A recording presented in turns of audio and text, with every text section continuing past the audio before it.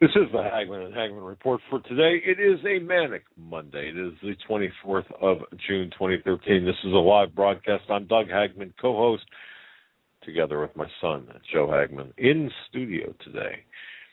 Together we are the Hagmann and Hagmann Report. Folks, you're about to hear 3 hours of unbiased, uncensored news, analysis, and information you need to know in these perilous times in which we live. We broadcast live each and every weekday for those new to the program, from 8 to 11 p.m. Eastern Time. Of course, Sundays, we've been having special Sunday programs where we broadcast live between 9 to midnight, but our regular programming is 8 to 11 p.m. Eastern Time. You can find us on the Internet. Our home base is homelandsecurityus.com, and we're also simulcast by the Christians United Broadcasting Network. There you can get clear streaming audio at the Hagmann and Hagmann Report.com. Spell that out, the Hagmann and Hagmann Report.com. And Hagmann is spelled with two N's. I want to thank you for joining us tonight, as always, and thank you for your belief and trust in us tonight. Joe is back, safe from his travels to an undisclosed watery location. We'll have to find out a little bit about that when Joe, where were you? What were you doing? My classification allows me to disclose that information. Okay. One of those. Actually, I had a great weekend. Larry, a friend and a listener of the show, took us out on his boat, and we drove around the Niagara River for a while. I got nice and sunburned. Now, did you have to row, or did he row? No, luckily he had a motor on the boat, and we kind of just slowly cruised around, and a couple times he notched it up, and we took off. It was pretty choppy there for a little bit, but water was cold. It's like 64 degrees, I think, and my crazy wife went swimming, and I couldn't even dip my feet in. It felt so cold, but we had a great time. The story is you pushed her overboard. That's what I heard. Nobody can prove that. Sometimes I'll tell you what. It's great that you had a good time. Of course, he was celebrating his 1 year anniversary, marital anniversary. Can you believe it, folks? A year. They made it a year. Holy cow! Some said it wouldn't last. I gotta say this though, because this is real funny, and Laura begged me not to say this on air, but when I told her we were going. Not out on the lake, just in the Niagara River, she said, "Aren't there alligators in the river?" And I laughed. Yes, she did. She wasn't thinking. I guess she's not familiar with the wildlife of North America. No, of the northern half of the country. But it was funny, and she kind of caught it right away, and I laughed, and she said, "Don't you dare say that on the air." Oh, we're going to have to. Okay, this is ammo. Thank you. This is ammo. All righty. All weekend thinking about that. Well, I got to tell you, sometimes, folks, you just have to laugh, because otherwise what are you going to do, cry? Interesting story, though. That's good. Thank you, Larry, for taking him away for a couple of days and getting him out of the studio. He definitely needed that. In his absence, we fumigated the area here and detoxed the studio, basically. But no, actually, you missed a very good show last night. And, folks, it is up on homelandsecurityus.com if you want to download it from there. Or download it. Or just have not listened yet. It was a fantastic show. It really was. I plan on listening to it in the morning. Well, even I was quoting scripture, actually, which I don't normally do, but it was kind of an odd situation. We didn't talk before the show, and he was saying some things I had read earlier in the day, and Psalm 91, and of course, and certain psalms and certain passages. So I was even involved in that because, folks, time is short. And time is short relative to if you look at the course of human history. Now, human time is short. Well, of course, yes, that's what I mean. We've got a lot of news to cover in our. We've got a very special guest the second hour, just a tremendous guest the second hour. His name is Jim Fetzer. He is an investigative journalist, and he's got a lot to say, a lot on the topical aspects. Well, he's got a lot to say about my goodness, the wiretapping NSA issue. He's got a lot to say about how things are today, where things are, what's going on today. And I got to tell you, things aren't looking good when you consider the NSA, Snowden, Michael Hastings, where we don't know if he was killed or not, but that car crash certainly was odd. We spoke about that last week. So he's got some pretty amazing. He's got some pretty amazing information about that. And yeah, go ahead. Oh, I didn't mean to stop you. Yeah, he'll be joining us the second hour. Second hour, correct. I wanted to open up with this audio you sent me. Yes. Oh, this is fantastic, folks. If you haven't heard this, you're in for a treat. Claire Daly, an Irish politician, railed against the commander-in-chief, calling him the hypocrite of the century. And here's why. Claire Daly. Thanks, Count Corla. Taoiseach, I think it's important to take this opportunity to bring a bit of balance into the discussions around the visit of the US President and his wife, given the almost unprecedented slobbering over them that the nation has been exposed to over the last number of days. And it's really hard to know which is worse, whether it's the outpourings of the Obamas themselves or the sycophantic fawning over them by sections of the media and the political establishment. We've had separate and special news bulletins by the state broadcaster to tell us what Michelle Obama and her daughters had for lunch in Dublin. The First Lady ordered the Collingford oysters and prawns, while the girls shared a jumbo shrimp cocktail before having shepherd's pie. But very little questioning of the fact that she was having lunch with Mr. Tax Exile himself. We had very little challenging of the fact that she's glad to be home a country that she's been in less than a week, and that her husband has very tenuous links in. And of course, the biggest irony of all, the protestations of Obama himself in his speech to the children in Northern Ireland about peace, when he said, "Those who choose a path of peace, I promise you the United States of America will support you every step of the way. We will always be a wind at your back." Now I ask you, is this person going for the Hypocrite of the Century award? Because we have to call things by their right names. And the reality is that by any serious examination, this man is a war criminal. He has just announced his decision to supply arms to the Syrian opposition, including the jihadists, fueling the destabilization of that region and continuing to undermine secularism and knock back conditions for women. This is the man who is in essence stalling the Geneva peace talks by trying to broker enhanced leverage for the Syrian opposition by giving them arms, and to hell with the thousands more who lose their lives, or the tens of thousands more who will be displaced as this war goes on. This is the man who has facilitated a 200% increase in the use of drones, which have killed thousands of people, including hundreds of children. And you, Taoiseach, you are the one who's turned a blind eye on these activities.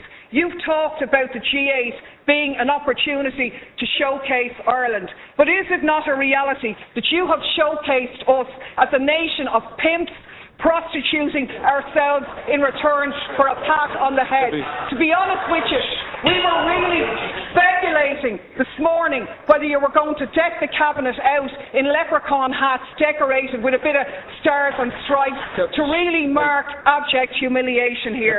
So my question to you, Taoiseach, is as follows. What steps are you going to take to follow in the correct statements and the correct decision of your colleague Taoiseach Eamon Gilmore, who voted against the lifting of the arms embargo in relation to Syria? What steps are you going to take to ensure that no weapons for Syria are going to go through Shannon in breach of our international laws on neutrality? What steps are you going to take to showcase this country not as a lapdog of US imperialism, but as an independent nation with an independent foreign policy which takes the lead in international diplomacy to outlaw the use of drones, the favourite method of extermination of your friend Mr. Obama? 1 minute, Deputy. Thanks, John Corlo. Of course, I said nothing about the Northern Ireland peace process, a process which everybody supports, but is not one that gives you a licence to do whatever you like anywhere else around the globe. There isn't much peace in Iraq, where 26 people lost their lives yesterday. There isn't much peace in Afghanistan. There isn't much peace in Pakistan. And there certainly isn't much peace in Syria. And the side I'm on in Syria is the one, and what I agree with is the statement by Oxfam, where Oxfam said sending arms to the Syrian opposition won't create a level playing field. Instead, it further risks fueling an arms free-for-all, where the victims are the civilians of Syria. Our experience tells us that the crisis will only drag on for longer if arms are poured in. And that's in essence what the Americans have done here. I can only take from your non-answer to the question that you were asked is that you're going to take no steps to ensure that those arms will not be sent through Shannon in breach of our neutrality. You said here last week no arms ever came through Shannon. How do you know that, seeing as no investigations take place? The reality is, in 2012, 548 US planes landed in Shannon. How do you know what was on them if you haven't examined them? Your Minister for Transport revealed in a parliamentary question that 239 civilian planes landed in Shannon, where they sought permission because they were carrying munitions of war or dangerous goods on a civilian aircraft. What steps are you going to take to intervene in this situation? And the last point I'll make is that people in this country are very fond of our American brothers and sisters. And I think we stand far more shoulder to shoulder with them by making valid criticisms of their president, who has broken his election promises, rather than just pimping this nation as a tax haven for their corporations. I'm sure the Americans would far prefer if their multinationals paid their taxes at home rather than offshore here, so they could develop their health care, so they wouldn't be wasting money on arms being sent to slaughter people in other countries. Thank you, Deputy. That was a good speech. Even if you don't live in America, share it with people that you think will pass it on to others. Use the tools below. Let's make sure every American gets to. Now, can you believe that, Joe? I mean, when we first heard that I was surprised. An Irish lawmaker just taking Obama to task, and wow. But, you know, it's bigger than that, obviously. We always see and hear the excuse, you know, it's Bush's fault, it's Bush's policies. Right. Well, the executive office had the power to change those policies, had the power to stop those policies, promised to, and have done anything but except expand them. Expand. And the continuity of agenda, and I think that right there should bring people, to me anyway, the continuity of agenda between the various administrations, and you can go back all the way back to 1990 with George H.W. Bush, with his policies, and then forward from there, for example, for at least this area, you know, this time period, the more recent time period, and see the continuity of each administration. So, who's the paymaster here? Who are the puppeteers? Who are pulling the strings? Now it seems like we are a captured operation. I say that quite frequently, but we are a captured operation, I believe. Yes, we are. So, yeah. And we got a lot of news to get into today. We do. We're going to cover some of the news, and we're going to get into a little bit on the topic of spiritual warfare, as I've been doing some reading this weekend and into today. And found some pretty eye-opening things, at least for me.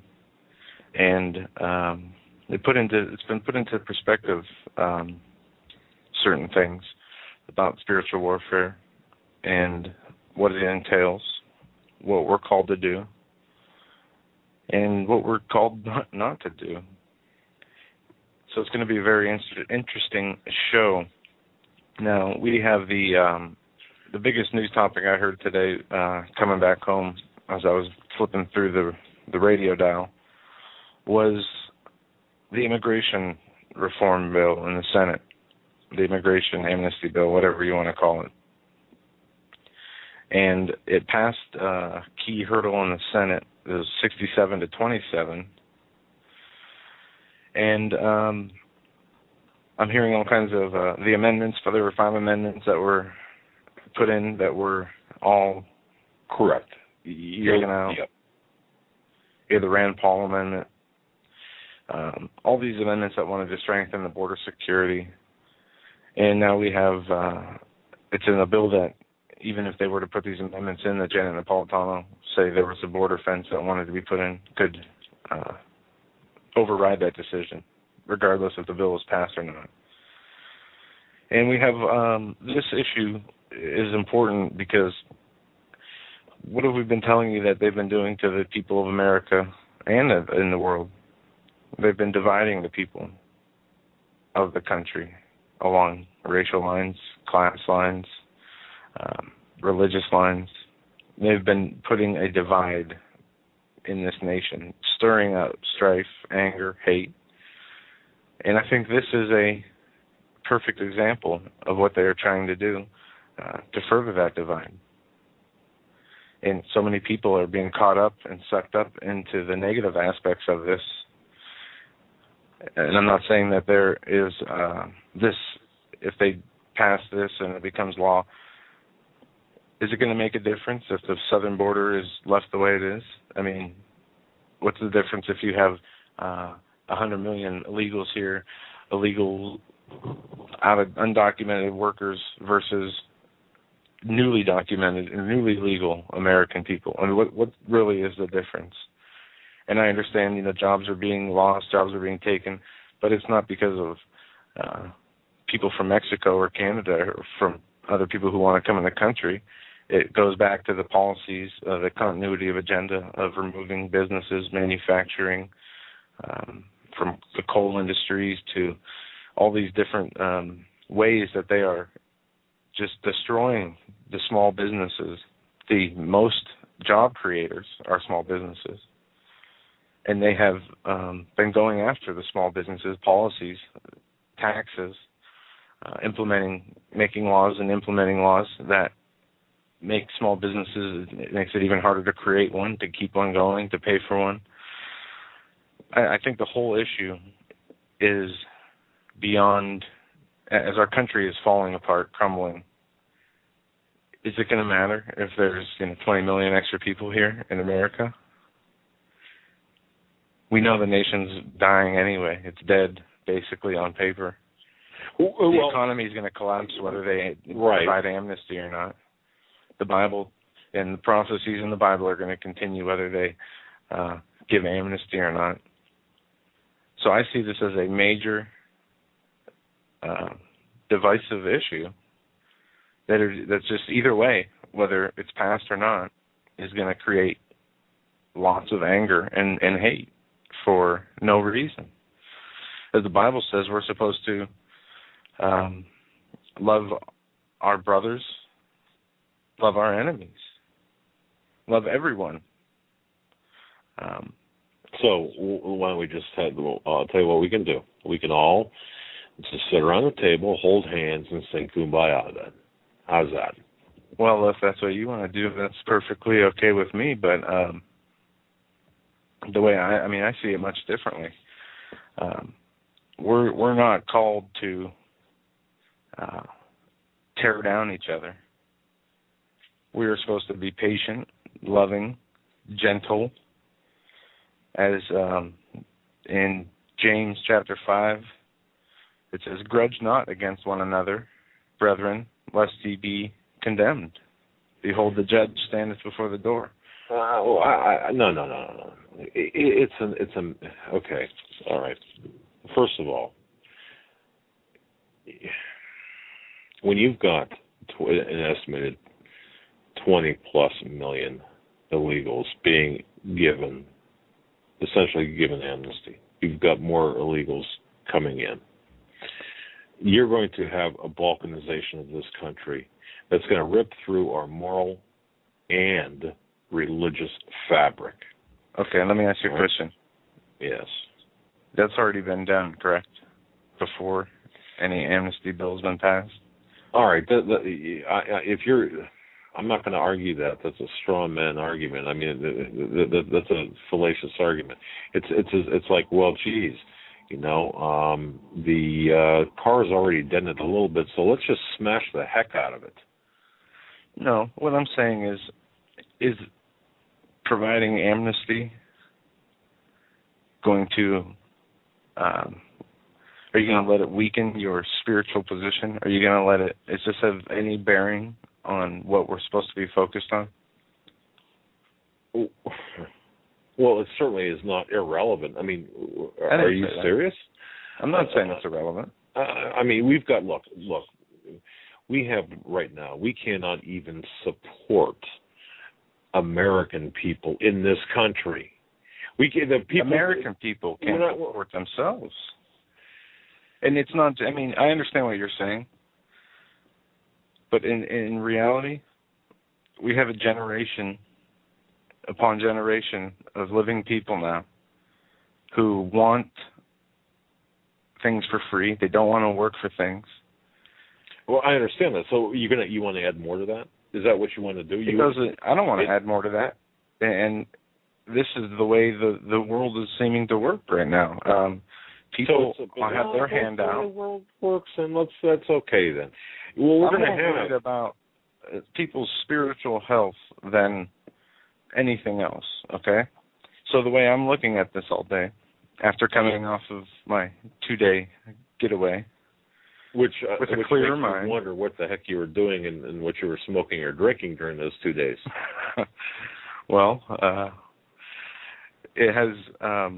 Whether they pass this amnesty bill or not. I think we need to drug test them, folks. Yeah, we can do it right on air. But whether they pass amnesty or not, are you going to change?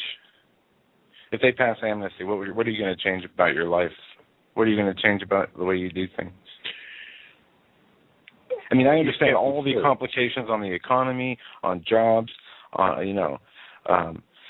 understand all the political, sociological ramifications that it could bring. I don't think you do. No, I do understand. I don't think you do. I'm looking past that. Okay. What does it matter when the leadership of the country and the people who are really pulling the strings have already destroyed and are putting the death nails into what is left of America? Wow. Folks, this is totally unscripted, okay? He just backhanded me, okay? Totally unscripted. Here's the deal with first of all, are we a nation of laws or are we a nation of men? What are we? We're a nation of laws. And we have a power, a bureaucracy that has run amok and now is letting these people these lawbreakers who into this country, or will let these lawbreakers stay in this country, perhaps that's more appropriate, and give them a free path to amnesty. When you look at the bill, and folks, it is available on the government website. If you look at the bill, there's really virtually nothing that compels any type of border security for until I think 2017. There are so many points to this, so many different aspects of this. You are going to see the balkanization of this country. You're going to have, these people are not coming in to assimilate into society and make this country stronger. These people are coming in to take the country over, to make their own little enclaves. And what you're going to have is... So all those people, this is their goal. Hasn't that already happened? Exactly. And so it hasn't been done by people from Mexico flooding the border. It's been done by people who are in very high places of power, who control the money, who can buy the corporations, buy the media, and control the way society functions, works, and thinks. Help me, Rhonda. Help me. We'll get into this a little bit more later. We're going to go through some more news before you have a stroke. I don't know. Well, seriously, folks, please forgive him. He knows not what he says. No, yeah, it's good. It does make great conversation. Sir, again, it's unscripted, but look, I just believe that this is not. You've got this Gang of Eight really throwing together this amnesty bill, which is what it is, tossing it to the officials who are not even going to read it. They're going to vote on it without reading it. Essentially, that's depending on who you ask, that's where it's at. And then you're just going to let a whole bunch of people from other countries in here. And my question to you is, are you serious that this is okay with you? And if you're looking at it from a biblical standpoint, or if you're looking at what can we do about it? It's out of our control. These people have an agenda. The reason it's out of our control is because no one has been standing up for the law. Because it's people like you with your attitude that it says, hey, it's okay. It's okay. Well, what are we going to do about it? What can we do about it anyway? We can't. I'm not saying it's okay. We can't. We'll just roll over and take it. What are you going to do? Go kill all the people that are coming in illegally? No, but we can hold our people. We can hold the people that are accountable for what they're doing, for the fact the NSA spying. Hey, what are we going to do about it? Well, okay, so really, you pick a topic, and that's your answer. What are we going to do about it anyway? The government spying is a issue, a big issue, a big concern. But what are we going to do about it? Listen to this. Okay, well, the Lord knows everything we do at all times, not only what we say, but what we think. Are we going to... what do you think about that? I understand the difference. Obviously, the governments can use all this information against us. It is not constitutional. It is not based on the freedoms and liberties our country was founded on. But this is not our country anymore. This country has been gone. The original fabric and foundation of this nation has been torn away decades ago. I agree with that.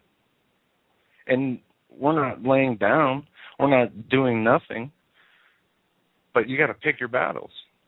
And I would say, going after the NSA is much more important than worrying about the immigration reform right now. I see this as a distraction. I see this as the issue of bringing division. Okay. Just let me get this straight, because I've heard this argument before. The birth certificate / eligibility issue with people like, initially Glenn Beck, Rush Limbaugh, and others, Mark Levin, Laura Ingraham. They're saying what? The birth certificate initially back in 2008, that is a distraction. Okay, that's what they said. It's nothing more than a distraction. Folks, don't pay attention to that. Numerous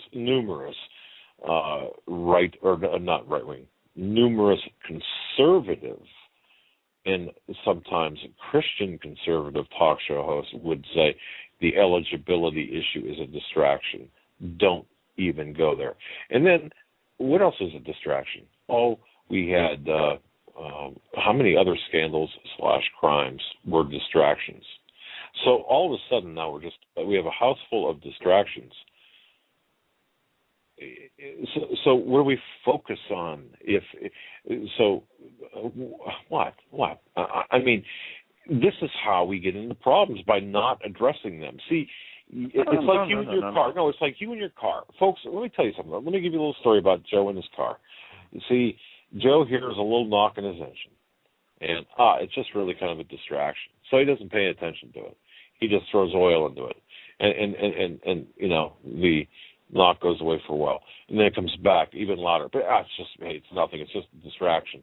And pretty soon he's got a 4,000-pound paperweight because he's saying it's a distraction. So what you're saying is, yeah, it's a distraction. So we'll just ignore it and leave it go. And in the end, like a car, and folks really, you know, like a car, you've got a frozen engine because of a problem that should have been fixed when it was just a mere knock, as opposed to something that would seize your engine up, right? It's a distraction. That's way out of context from what we're talking about. But no, I mean, we'll get back into this issue. I'd like to talk about the journalist clip that we have here.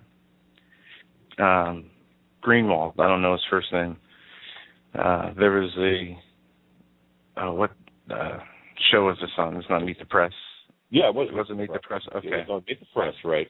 And this is about the NSA. This is about Snowden. This is about a journalist. Right. Okay. And this journalist was supporting Snowden, saying he wasn't harming anybody. Okay, this is about David Gregory. Okay. David Gregory. That's the host. And then Glenn Greenwald, who is a lawyer and a journalist for The Guardian. Now, folks, it's a 2-minute clip, but the important part to this is toward the end, and we'll see if you can pick it out. But go ahead and play the clip when you're ready. You are a polemicist here. You have a point of view. You are a columnist. You're also a lawyer. You do not dispute that Edward Snowden has broken the law, do you?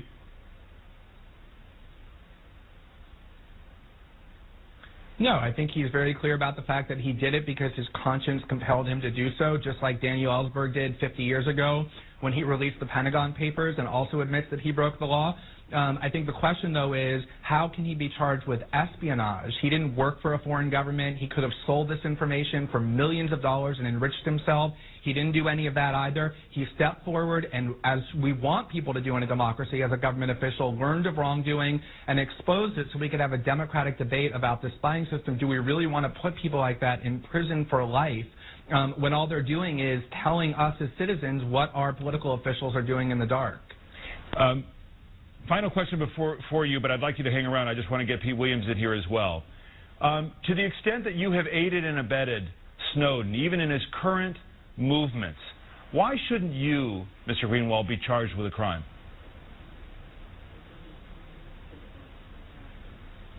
I think it's pretty extraordinary that anybody who would call themselves a journalist would publicly muse about whether or not other journalists should be charged with felonies. The assumption in your question, David, is completely without evidence, the idea that I've aided and abetted him in any way.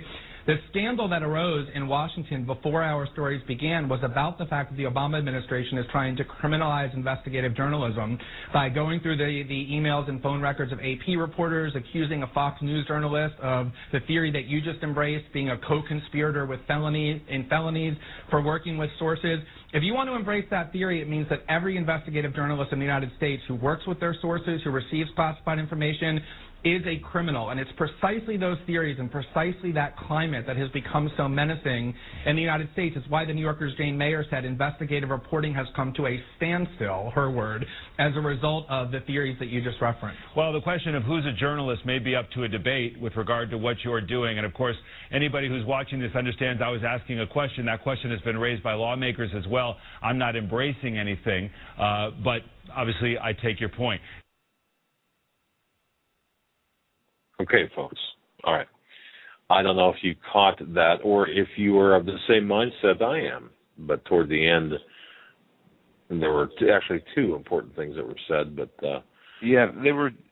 David Gregory came out and basically almost accused this gentleman of being not almost. criminal. He did. I mean, he did. Well, he asked the question, do you think... well, yeah. If I was basically in the form of a question. I know. I'll take $800 for what is a journalist, Alex. and see, that's what I think the issue is here. If you listen to that clip, did you see how David Gregory happened to slip that in? And have you not heard that before about who is a journalist today? And now think back, where else have you heard that question? And in what context did you hear that question? Joe and I were talking before the show. It is a question that I believe it was Lindsey Graham or others. I shouldn't say just Lindsey Graham and others. I have a clip of Lindsey Graham for you, the one you're referring to. Okay, well, let's play that right now because this is the crux of the debate. As to the Republican Party, here's my firm belief. America is not divided on this, Mike. 70% of Americans, including Republicans, support an earned pathway to citizenship over a 13-year period where you get in the back of the line, learn a language, and pay a fine. So to the Republican Party, this is a chance to improve our economy, reduce the deficit by $890 billion, to get border security you'll never see in your lifetime, to regain our sovereignty. And if it fails, and we are blamed for its failure, our party is in trouble with Hispanics, not because we're conservative, but because of the rhetoric and the way we've handled this issue. I want to get reattached to the Hispanic community, sell conservatism, pass comprehensive immigration reform, and grow this party. The party's got to be bigger than Utah and South Carolina. The Hispanic community is very close to our values, but we have driven them away over this issue. Let's fix this problem for the good of the country and for the good of the party, and this bill does that, my friend. Senator Lee? Well, that did not have that part in there about the who is a journalist. I thought it did, but it was Lindsey Graham talking about the immigration and the increase in border security, which if you read the bill, the increase in border security is a farce. It is not going to be implemented until 2017, and even then, it is not necessarily part of or a requirement for this bill. It provides DHS and the Customs and Border Enforcement a wide, well, it gives them a pass essentially on border security. So what Lindsey Graham is doing, in my view, is misrepresenting what this bill presents, and I think he's doing a disservice. So are we not a captured operation? Look, if we got Lindsey Graham supposedly on the Republican or conservative side, which I don't believe he is, he says he is, but I don't believe he is, does this not make us a fully captured operation? America has been taken over from within. There has been a coup, and no one informed the American people, at least not the average American person. Is it not the American people's job to find this out for themselves? If their country's been captured, shouldn't they have the wherewithal to know that much? With our assistance. And I'm not trying to be glib here, no. I think what has, you got to understand, my age, my generation, and a lot of people listening to the show, you work two jobs. Some families between the husband and wife work 3, 4, 5 jobs just to put food on the table, to pay the taxes, to pay the electric bill, to keep or even to help their children go to college, or to pay the car payment, or do whatever they need to do. Right or wrong, that's what society has become. So at the end of the day, if there is an end of the day for the average American person, worker, whatever, you're so dog-tired, do you really think and preoccupied and worried about keeping the heat on or the lights on, or worried about keeping food on the table for one-time rugrats like you? I can say that he's my son, obviously, for the new listeners, but yeah, it just happens. It's almost as if you miss it. Now, do we blame people for missing it? Of course not. Are they to blame? Well, I would say there's a good argument for that. But again, why? Because our attention has been diverted. Now you want to talk about diversions or distractions. Yeah, the powers behind the powers have been keeping us so busy, enslaved. And I'm not talking about enslaved to keep up with the Joneses, by the way. I'm talking about enslaved just to pay the basics. And here we have an answer to one of your things. What can you do to change things? Well, the taxes are going to fund all these, unauthorized programs and giving out welfare to people who don't need it. The welfare system is obviously very corrupt. There are lots of people who need it and could benefit from it and that don't get it. And there is a majority of people that seem to not need it who do get it. And gee, let's view. So how do we immigration people stop this? Well, don't feed the beast. Don't pay taxes. If you don't agree with it, right, don't pay the taxes. There might be legal ramifications for that. That's a personal choice for everybody. But, I mean, those are the things that we have to start thinking about. Very good. People do not have a free pass if they're not, standing there with their hand out. If they're standing with their hand out and they're getting things for free, not doing things for their family, not working, but just trying to, leech off of other people, well, don't give them the ability to do that. I agree with you 100%. Just like the TSA. If you don't want to get fondled, don't fly. If you're okay with being fondled, then go ahead and fly. But see, and you and I have talked about this, and we've talked about this on air. If one person takes a stand at the airport, and I'll use the airport as a clear example because I believe this is the most vulnerable of all areas. If one person takes a stand and says, no, I'm not going to go through the nuke machine, and you're not going to touch me, and you're not going to touch my daughter or my aunt or my mother or whoever, and if you do, one of us is going to go to jail today, that person that says that is going to be in a world of hurt. If you get 5 people or 10 people that do that, you're going to have the news media there covering it as this impromptu protest. But if you get everybody to do it in solidarity, what happened in Poland, study history, when you stop feeding the beast, you're absolutely 100% correct. But everyone has got to be in solidarity. In Poland, the communists, during the communist takeover, what did everyone do? They stopped working. They did it collectively, and they collectively stopped the communist takeover of that country. You've got to understand history, so we need to be together on this. Yeah, and while we're talking about, feeding the beast and all the corruption and waste that goes on, the IRS sent 23,994 tax refunds worth $46 million plus to one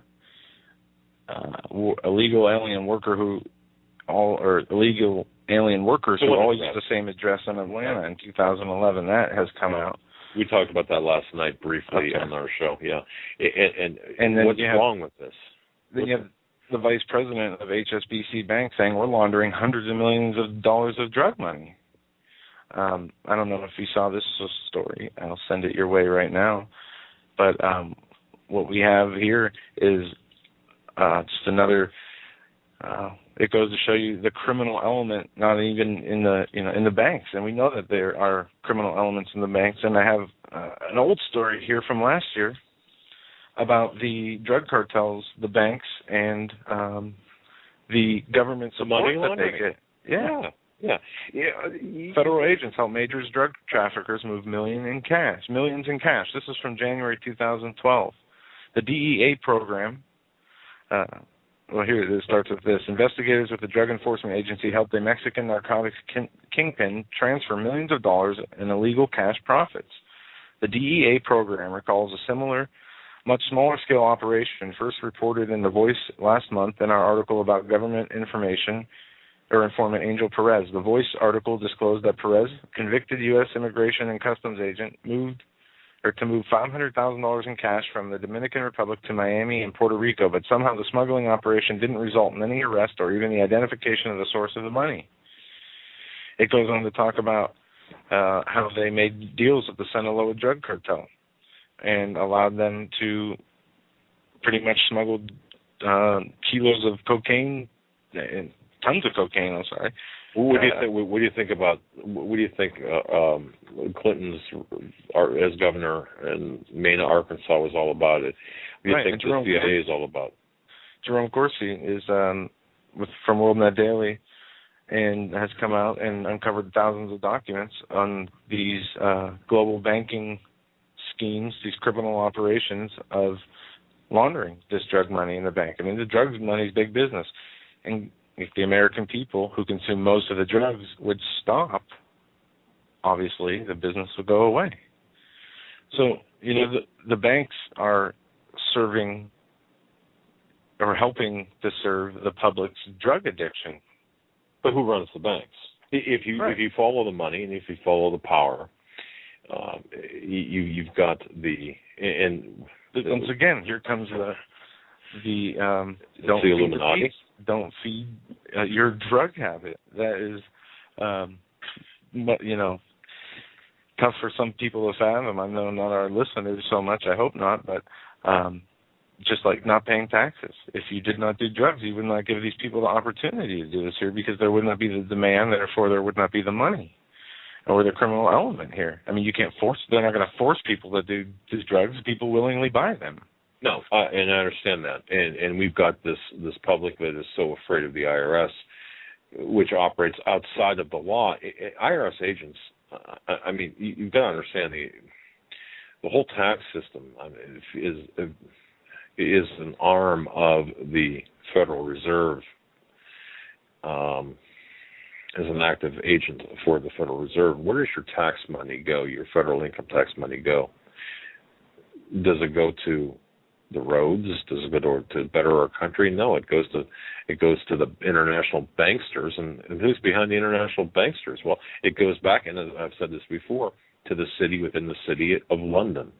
And if you go back to some of the conversations we've had with the Financial Insider, the Guerrilla Economist, that's the very place, I believe, and I think I've got a lot of evidence to substantiate this, that's the very place where when our dollar crashes or is killed off, more appropriately stated, then they bring a global currency in. Where is it going to be managed from ultimately? Who's going to be the head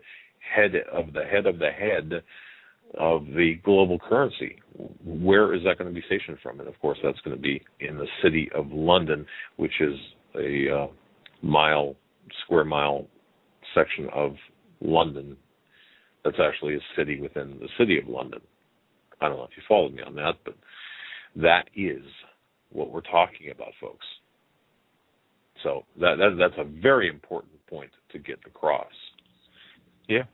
And we got about 12 minutes till we go to the break. I want to hit on a couple of small little police state news, the way they're ruining people all over the place. Last year was the lemonade stands, police arresting or shutting down girls' lemonade stands.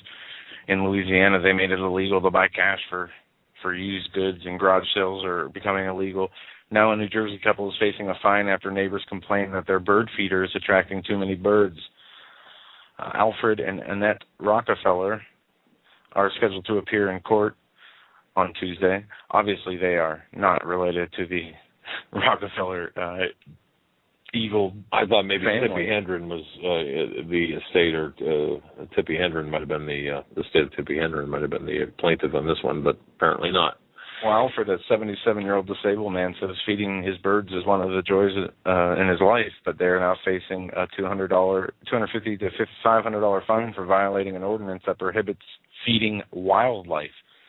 The town environmental specialist, Leo Egan, tells the Record newspaper the wire wreath-style feeder filled with peanuts is drawing ducks, deer, geese, squirrels, chipmunks, groundhogs to the neighborhood, and animals are damaging the neighbors' gardens.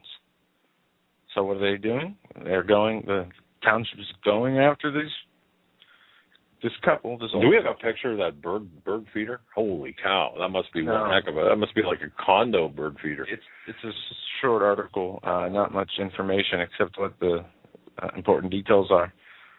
But this is what we're coming down to. Cities telling people, you can't have a bird feeder in your yard. Because they're going after the people's garbage. What about the people's garbage that's laying around? Don't you have containers to put them in? Don't you have lids for your containers to keep the animals out? Whose responsibility is it to make sure their garbage isn't rifled through? Well, no, I think people gardens. Feeding. I mean, look, deer are, they're destructive to gardens, to family gardens. I mean, it seems like all these stories are what we're seeing is people have an ability to make change. Each and every person has an ability to make change in our own sphere. Together, if we are under one mind, under one belief of freedom and of love for each other, you can do a lot. But everybody seems to be blaming everybody else, whether it's the president on down to the neighborhood people. It doesn't matter. It seems like everybody else's woes is somebody else's fault. Nobody is willing to be accountable for their own problem circumstances. And no life is easy. It's rocky no matter what. I don't care if you're a trillionaire or you have no money. You're going to have problems regardless. Well, the problem is people not being accountable, not taking responsibility for their own actions. I mean, I can see if these people who put the bird feeder in their yard, put like a lawn size animal feeder for all types of animals to eat from, attracting bears and deers and all different kinds, and brought the animals in. But come on, you're going to tell me that you got to get rid of these people, this old couple have to get rid of a bird feeder because neighbors' garbages are going through. I'll tell you how many times has our garbage here or the garbage in my house been rifled through by animals? Many times. What am I going to do? Ask the township to find the animals? And should we sue the township because the animals are not regulated and controlled properly? I mean, this is what we're getting to. Mayor Bloomberg, you can't buy more than a 16-ounce thing of soda. The nanny state, we need to watch everything you do. We need to regulate everything you do. And why is that? It seems to be half because they want control and the other half because the people won't take their own control. I agree with both points, and I think that what we're seeing, folks, and the reason you might think, well, these are pretty trivial, or at least this last item is a pretty trivial item. Yeah. But I think it's small. It goes through a pattern, though. It's right. There is a consistent pattern across the country. It's death by 1,000 paper cuts, and it's kind of how things are going to. People are expecting that when our country crashes, it's going to crash with this huge bang. And this is, I suppose, this is what we were trying to get across. You are witnessing, ladies and gentlemen, the destruction of our country, which has already been captured. There is no two parties. It's one party. Everything you are reading and seeing and hearing and witnessing right now, in particular, with this not so divided Congress and executive branch, and a compromised judiciary. Yes. Well, here we are, and you're watching it. And speaking of the judiciary, Supreme Court bombshell, no right to remain silent. The Supreme Court handed down a decision on June 17th, ignored by most media outlets, despite the devastating effect on most fundamental rights protected by the Constitution. In a 5-4 ruling, the justices ruled that a person no longer has the right to remain silent as guaranteed by the Fifth Amendment. An irrelevant part of the Fifth Amendment mandates that no one shall be compelled in any criminal case to be a witness against himself. Thanks to the Supreme Court's decision in Salinas v. Texas, the part of the Bill of Rights has been done away with, and has joined a list of so many other fundamental liberties that now lie on the scrap heap of history. But now you've got FBI Director Robert Mueller telling Congress last week that federal agencies must be given expanded powers of surveillance with regard to Americans' electronic communications for the government to protect the nation against possible terror attacks in the future. Here we go. Okay, now I fell for that in 2001. I'm guilty of that. I'm guilty. But not this time. And you know what? I'd go back in history and change it, and I'm fighting now to change it from 2001. You see, even despite lawmakers' skepticism of the constitutionality of the federal government surveillance efforts, and of course our growing concern Mueller contends that the Internet and electronic communications should be subject to increased government scrutiny because criminals can use them to thwart court-ordered wiretaps. Are you serious? Wait a minute. Who are the criminals? Well, court-ordered wiretaps, no. You see, the NSA, the FBI, the CIA. The NSA is, of course, the power behind the wiretaps. The FBI, CIA, and other agencies, DHS, they're the recipients. They're the people who get the fruits of those wiretaps. And again, these court-ordered wiretaps, a lot of them aren't court-ordered because they circumvent the FISA courts. But Mueller is saying we've got to have more power to spy on Americans' electronic communications before the NSA's policy of widespread collection of them records broke. He said that last month. Now, here's the deal with this. Just so you know how this all connects together. Remember that clip from Meet the Press. What is a journalist? Folks are going after our First Amendment rights. They're going after our First Amendment rights. You mean like the DOJ banning unwelcome speech on a Montana campus? Gee, where'd we hear this? Yeah. Also, we only got a couple minutes left before break, and I wanted to hit this article as this pertains to all of us listening, I assume. Nearly all Americans living paycheck to paycheck. The economy is not getting better, and the unemployment numbers we keep seeing are far from accurate. According to CNN Money, 76% of Americans are living paycheck to paycheck. Roughly three-quarters of Americans are living paycheck to paycheck with little or no emergency savings, according to a survey released by Bankrate.com Monday. Fewer than one-fourth of Americans have enough money in their savings account to cover at least 6 months of expenses, enough to help cushion the blow of a job loss, medical emergency, or some other unforeseen event. According to a survey, which was done with 1,000 adults. Meanwhile, 50% of those surveyed had less than a 3-month cushion. 27% had no savings at all. And yet, of course, saying that could very well be the unwelcome speech that's so hard to define, as you mentioned about the University of Montana, after the Justice Department investigated it for improperly handling a sexual harassment case. That's where it stems from. And we're going to be talking more about how sexual harassment is part of the method of stifling freedom of speech. But the big thing here, as you pointed out, Americans living paycheck to paycheck, yet can we say anything about it? Can we complain about this? Can we really have the proper figures?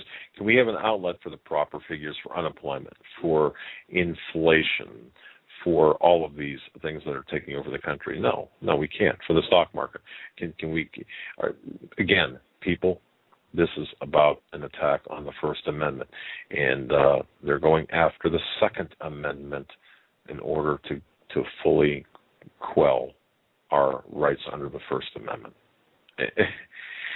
This is what this is all about. This is, whether it's a bird feeder on your front lawn, or whether it is the bill that will be passed unread, or whether it is about the University of Montana. This is what it's about. This is about an attack on our First Amendment rights, our Second Amendment rights. And of course, we've already given up our Fourth Amendment rights and now our Fifth Amendment rights for self-incrimination. The Supreme Court has decided that's antiquated. Isn't that interesting? So apparently, Miranda is out the window now, or what? Everything is out the window that we know. Everything that we think we know, aside from the truth of the Lord Jesus Christ, our biblical knowledge, everything is not the way we think it is. We need to change the way we perceive things. We need to change the way that we evaluate things. We need to identify what the things of this world are, the things of flesh are, the things that can hurt us spiritually. And we need to change those things first, inside first, then outside. Then we can start changing things around us. But with that, we're up against the top of the hour break. We're going to be right back with our guest. Very special, very special guest. We're going to be talking about some very important issues that are important to us from the current NSA situation through, well, the immigration reform and other things. Yeah, a whole host of issues. We'll introduce him on the other side. Stay with us. You're listening to the Hagmann Report. Hi, ladies and gentlemen. I'm Doug Hagmann, co-host of the Hagmann and Hagmann Report. I want to tell you about our sponsors. Great people who we have teamed up with. Time is getting short. There are two things that we need to do. We need to prepare, number one, practically. And number two, we need to spiritually prepare. And a lot of people fail in that regard, the spiritual preparedness.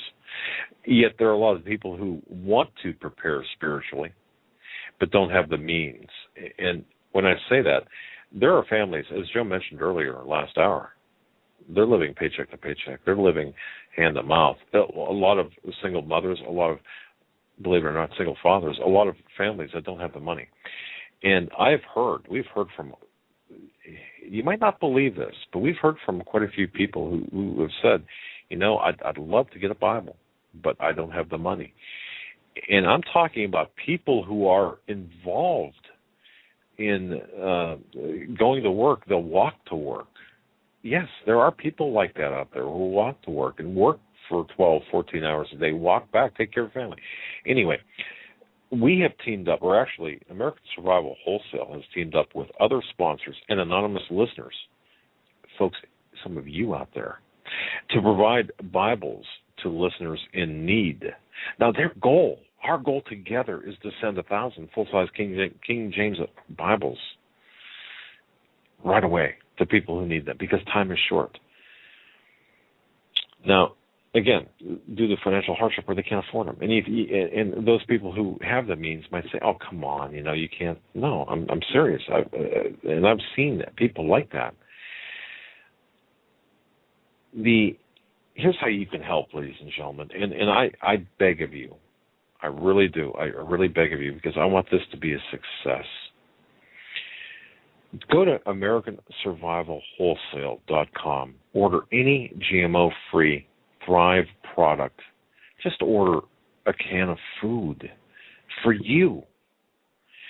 And they'll send not one but 2 Bibles to the people in need.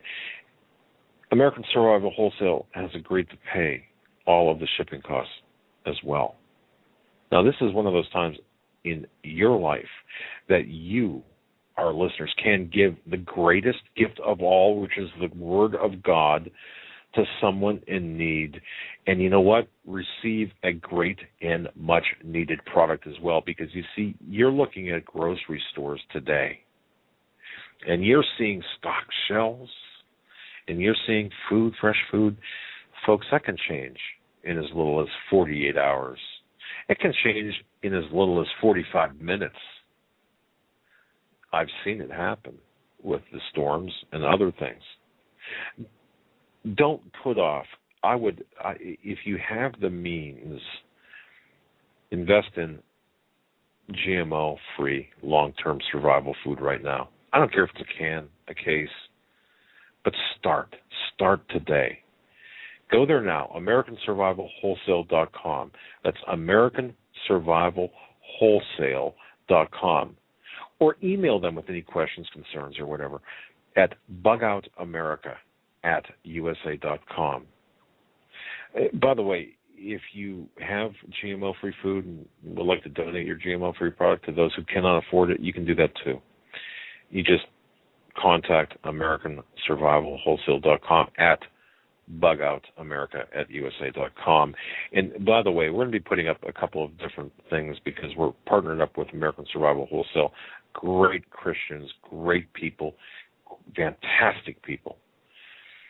They are going to donate 25% of any purchase of their camping items in their camping collection toward the mission of growing this listener base, the listener base of this show, throughout the world. That's how committed they are. They want to get the word out. They want people to be informed. here's how you can help. Just go to their website, AmericanSurvivalWholesale.com. Select any items from their camping collection, and they're going to donate 25% of the proceeds. Here's what they've got to offer, and listen to this. You can purchase, and this is a package now, 1 alpine tent, plus an adult sleeping bag, plus a portable cook stove with 9 pouches of fuel. That'll get you through for a while. A stainless steel 6-in-1 camping tool. And to top it off, they're throwing in an 18-inch camouflage backpack with a water bottle, all for $149. That's right, $149. If you add it up, the retail value of it is over $300, or about $300. This is just one example, folks, of how you can help us grow. Please go right now to AmericanSurvivalWholesale.com. That's AmericanSurvivalWholesale.com. And yes, I will be putting up some text on HomelandSecurityUS.com to explain both, to better explain and to have hard links to American Survival Wholesale. It's been my apologies. I haven't done that to this point. But that's AmericanSurvivalWholesale.com. Great people. Great. And welcome back, ladies and gentlemen, to hour number 2 of the Hagmann and Hagmann Report on this Monday, June 24th, 2013. I'm Joe Hagmann, along with my co-host, Doug Hagmann. Today we have a special guest. Wait, folks, I got to tell you this. Remember Joe telling you about his boat ride on the Niagara River? You forgot to take off your water wings on your arms there. Your little floaties. I didn't go in the water. It was too cold. 62 degrees, 64 degrees. All right. I was trying to make a joke. I guess that fell pretty flat. Sorry, folks. Yeah, I wasn't paying attention. I know. We have a guest on. We have a guest. And, yeah. Joe, I got to tell you something. If you have, people will know. Our guest this hour is Mr. Jim Fetzer. He's a former Marine Corps officer. Jim Fetzer has published widely. He's widely published on the theoretical foundations of scientific knowledge, computer science, artificial intelligence, cognitive science, and evolution and mentality. Okay? Now, he's a McKnight Professor Emeritus at the University of Minnesota, Duluth. He also has conducted extensive research into the assassination of JFK, the events of 9/11, and the plane crash that killed Senator Paul Wellstone. Oh, you forgot about that, huh? He's the founder of Scholars for 9/11 Truth. His latest books include The Evolution of Intelligence, 2005, that was published, the 2007 edition of The 9/11 Conspiracy, and The Place of Probability in Science, published in 2010. Of course, you know, being a professor emeritus at the University of Minnesota at Duluth. Yeah, he's an academic. I was going to say, you know, compared to my credentials, wow. Or, boy, we could pile our credentials on top of one another, and it wouldn't even begin to touch that of Jim Fetzer. And, of course, he's a great columnist, and we welcome him to the program. Jim, are you there? I am, Doug. You and Joe are doing pretty well, it seems to me. I think so. We'd like to think so sometimes. Sometimes we duke it out like tonight about the immigration issue, the illegal immigrant issue and other things. But Jim, thanks for coming on, or agreeing to come on our program. Well, it's my pleasure. There's so much important that's swirling around today, and probably nothing more significant than this massive NSA spying, which is a gross violation of the Fourth Amendment. I can imagine how they're attacking the messenger when the message is of such overwhelming importance. Well, Jim, I don't know whether you know this or not. This story was carried by Canada Free Press. In fact, I completed a sworn affidavit to this effect. I was on the phone with a journalist here on May 30th of this year. Now, prior to that date, I had found myself in contact with other journalists that are connected to James Snowden. And on May 30th at 12, just shortly after noon Eastern time, when I hung up my office telephone, you know how you get ringbacks You know, sometimes, like once in a while, you'll get a ring back. It's just part of this. I don't know. It's like part of the system. I looked at my caller ID, and they had, and I've sworn to this. I had on my caller ID the Utah NSA National Data Records Center on the caller ID, and I'm like, are you serious? So I picked up the phone, and by the way, during this time, I'm thinking, you know, maybe I could get a picture of this. I'm looking for like a camera or something. I pick up the phone, and I hear this, like the tail end of this message.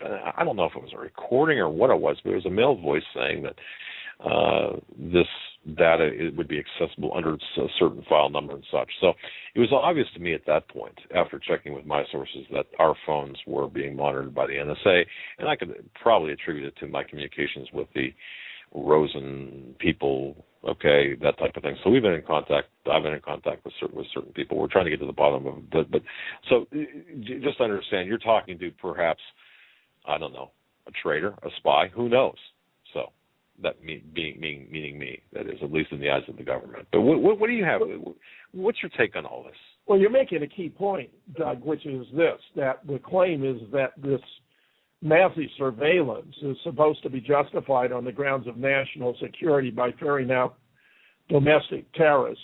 But, you know, practically no one knows. I'll bet most of your listeners would be astonished to learn that on the 3rd of October, 2012, a subcommittee of the Senate Committee on Homeland Security and Intelligence issued a report based upon 680 fusion center reports itself, where fusion centers, of course, merge federal, state, and local anti-terrorism effort. These were gathered between 2009 and 2010, and would you believe, Doug, in those 680 reports, the amount of terrorist activity they discovered was zero, zilch, nada, not a single instance of terrorist activity in those 680 reports. And you want to bear in mind that these are people who are going to be eager beavers to ferret out any terrorism if it's out there, because their jobs, their income, you know, their whole, everything they're doing revolves around the existence of terrorism. And when you have a sample of that size and collected under those intense conditions, it's very reasonable to infer that there is no or virtually no domestic terrorist threat at all. There just isn't any, which I believe is why they've had to fabricate these phony events at Sandy Hook, where it appears no children were killed. The whole thing appears to have been an elaborate hoax, a drill that was converted into an alleged live event for the sake of promoting an anti-gun agenda. The Boston bombing, where the two brothers who were accused had nothing to do with it, and where the alternative media had cracked the case already by the night of the day in which it had occurred by identifying these Kraft International personnel wearing khaki trousers, dark jackets, baseball caps with this distinctive skull insignia, where their motto is "Violence does solve problems." We have photographs of two of them wearing black backpacks, and one of them had a distinctive white square on it. Well, one of the backpacks that blew up was black and had a distinctive white square on it. The other was also a different color than the one that was observed being worn by the younger brother, who in fact, and this is very interesting, Doug, I don't know anyone else who's made this observation, was photographed leaving the area still carrying his backpack. Well, if it had exploded, he wouldn't have it slung over his shoulder, would he? So this whole thing has been a fabrication and a fake. Wow, my head's going to explode, first of all, because you said, like, you covered a whole bunch of stuff without taking a breath. Holy cow. Okay. Let me take a breath here, because, yeah, wow. First of all, let's go back to the start. Let me ask you this, Jim. Can I call you Jim? Or would you, I wish you would. Yeah, okay. Please. All right. And, folks, once again, our guest, in case you're just joining us for the second hour, and I want to welcome two people I just heard from people from Tacoma, Washington, and also from Colombia, the country of Colombia, friends down there, as well as some people in Europe listening very late or very early. Our guest right now is Jim Fetzner. Fetzer, Jim Fetzer, and he's a former Marine Corps officer. I've been called worse. Well, I can't. Apparently, I'm having trouble enunciating my words today, but as usual. But Jim, where did this train go off the tracks? At what point did we leave the tracks, or what point when did this all start? Because it didn't start with this fraud of a president that we've got, Barack Hussein Obama, Barry Soetoro, or whoever the hell he is. Where did we get off the track at? Well, I think you'd have to go back all the way to the assassination of JFK, which transformed this country in a fundamental way. I mean, we basically had the decapitation of the progressive left-wing political leaders of the nation. I mean, when you take out Malcolm X and JFK and RFK and Martin Luther King, it's so difficult, Doug, for intelligent, educated, articulate, charismatic leaders to surface in the first place. And in a relatively brief span of time, you have the major leaders of the political left annihilated. The country swung strongly to the right as a consequence, and of course, the left really was leaderless, and I'm afraid it provided an opportunity for those who were involved in the assassination to, assert tremendous control. I mean, they went forward with the war in Vietnam, which JFK was going to end. He was pulling our advisors out. The CIA continued to exert its massive influence. Jack was threatening to shatter it into 1,000 pieces. The mafia, which Bobby was cracking down on for the first time in history, bringing more indictments and convictions than ever before. All that ceased under Lyndon Johnson. The oilmen were spared the oil depletion allowances, massive tax write-off. They justified on the ground that oil was a finite resource, and therefore they were putting themselves out of business by pumping it out of the ground. He had instructed the Department of the Treasury to print hundreds of millions in United States notes as opposed to Federal Reserve notes. I'll never forget, as a young Marine Corps officer, holding one of these bills in my hand with a red embossed imprint saying United States note instead of green and Federal Reserve note. I mean, he thought it was ridiculous for the United States to be paying a private consortium of banks to print the money of the United States. And of course, he was completely right. I mean, the Fed was established in the dead of night, as I recall, on Christmas Eve in 1913, and the American people were totally distracted. The founding fathers had always warned against having a central bank. It was one of the telling signs, by the way, of the alleged rebel uprising in Libya, where Muammar Gaddafi actually had been a tremendous benefactor to the Libyan people. He'd shared the Libyan oil revenues with them when new couples got married. He gave them a $25,000 bonus to help found a family. He was undertaking one of the greatest engineering projects of world history with his great waterworks project that would have turned all of northern Africa into an oasis. He was going to introduce this gold dinar, which probably would have become the currency of all of Africa. With this alleged rebel unit, its first act, Doug, was to found a central bank. I knew the whole thing was a fraud and a scheme. But the fact of the matter is the United States went off its rails on 22 November 1963, and we've never got back on. And you wrote, it's my understanding, you wrote a book about that, and it's still in print and still available, correct? What I did was to organize a research group consisting of the most highly qualified individuals to ever study the case in late 1992. This was in the wake of the tremendous criticism that was being directed at Oliver Stone for his film JFK, but also every serious student of whom I was aware that had done good work on the assassination, including Mark Lane, for example, and Robert Grote and David Lifton. Even a fellow named Charles Crenshaw was actually a physician who'd been in trauma room number 1 when JFK was brought in, and then 2 days later was responsible for the treatment of his alleged assassin, Lee Oswald, in trauma room number 2.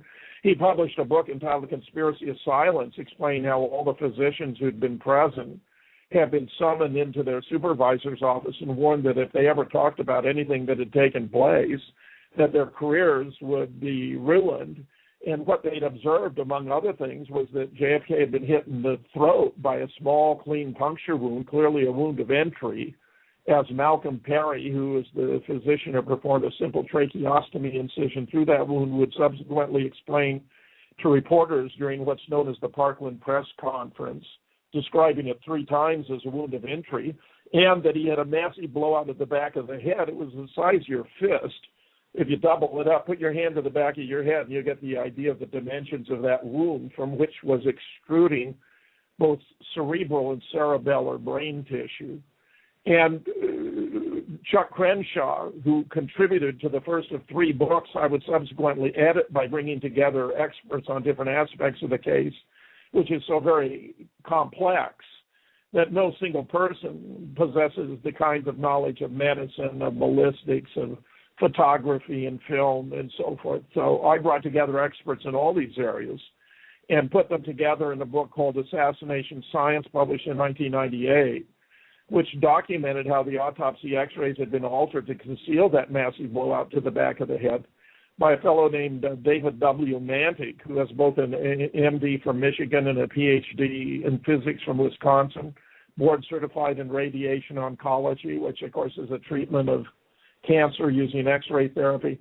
So he was an expert in the interpretation of x-rays, and he got permission from the Kennedy family lawyer, Burke Marshall at Yale, to go into the National Archives and study the x-rays, which he subjected to a simple technique from physics known as optical densitometry, Doug, which allows you to measure the amount of light that passes through the x-ray to calculate the relative density of the objects whose exposure to x-ray created the images. Because the denser the object, the more x-rays it absorbs, and the fewer are exposed onto the x-ray itself. And he determined that, in fact, it was the material that had been exposed here in relation to the back of the head area, which he identified as area P for patch, was overwhelmingly denser than human bone. I think today he believes it could also have been done by masking the area around the blowout and then subjecting it to extremely bright light to bring about the same effect. But the fact of the matter is that they had altered the x-rays and used it to deflect the testimony of witness after witness at Dealey Plaza, for example, and at Parkland, who reported seeing this massive blowout to the back of the head, even including, by the way, Clint Hill, Doug. He was that Secret Service man who you see in the extant version of the Zapruder film, rushing forward, getting on the back of the limousine. That's all you see in the Zapruder. But for 50 years now, he has explained what he actually did. He pushed Jackie back down. She climbed out onto the trunk after a big chunk of Jack's skull and brains.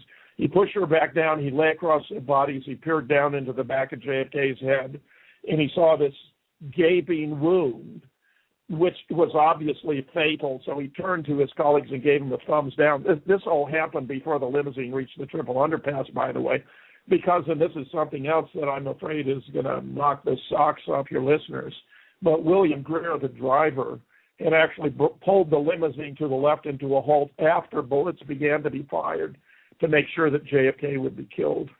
You know what, Jim? I followed some of, I believe it is your writing, or writing that you caused to have been written. It's my understanding that the Zapruder film was either edited or somehow cut out, that there was a near stoppage of the presidential limousine at the time. Am I correct in that?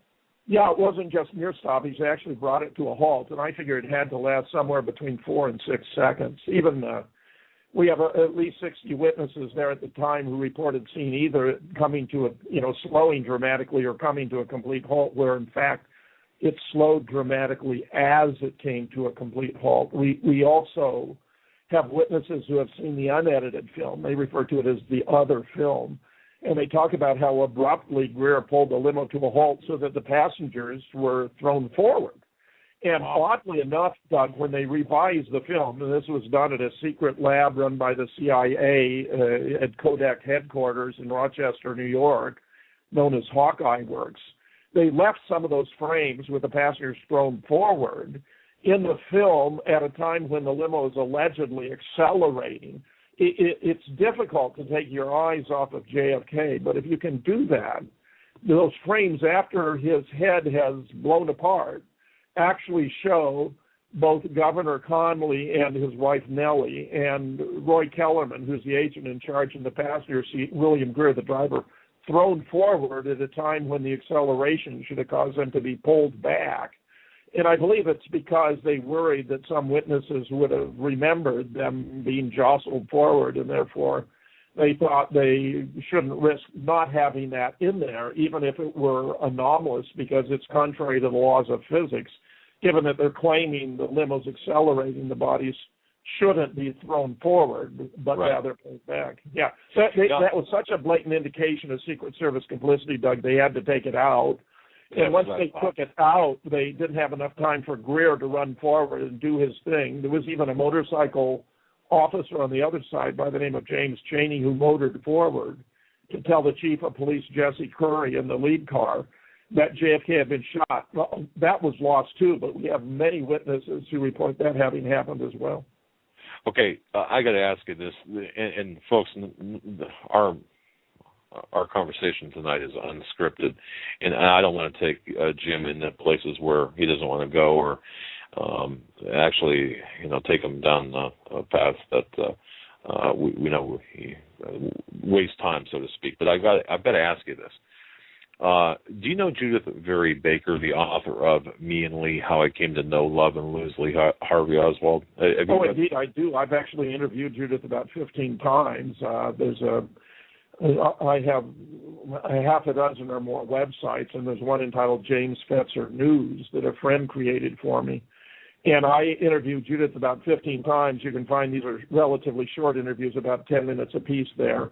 Also, there's one of the research forums online is called the Education Forum.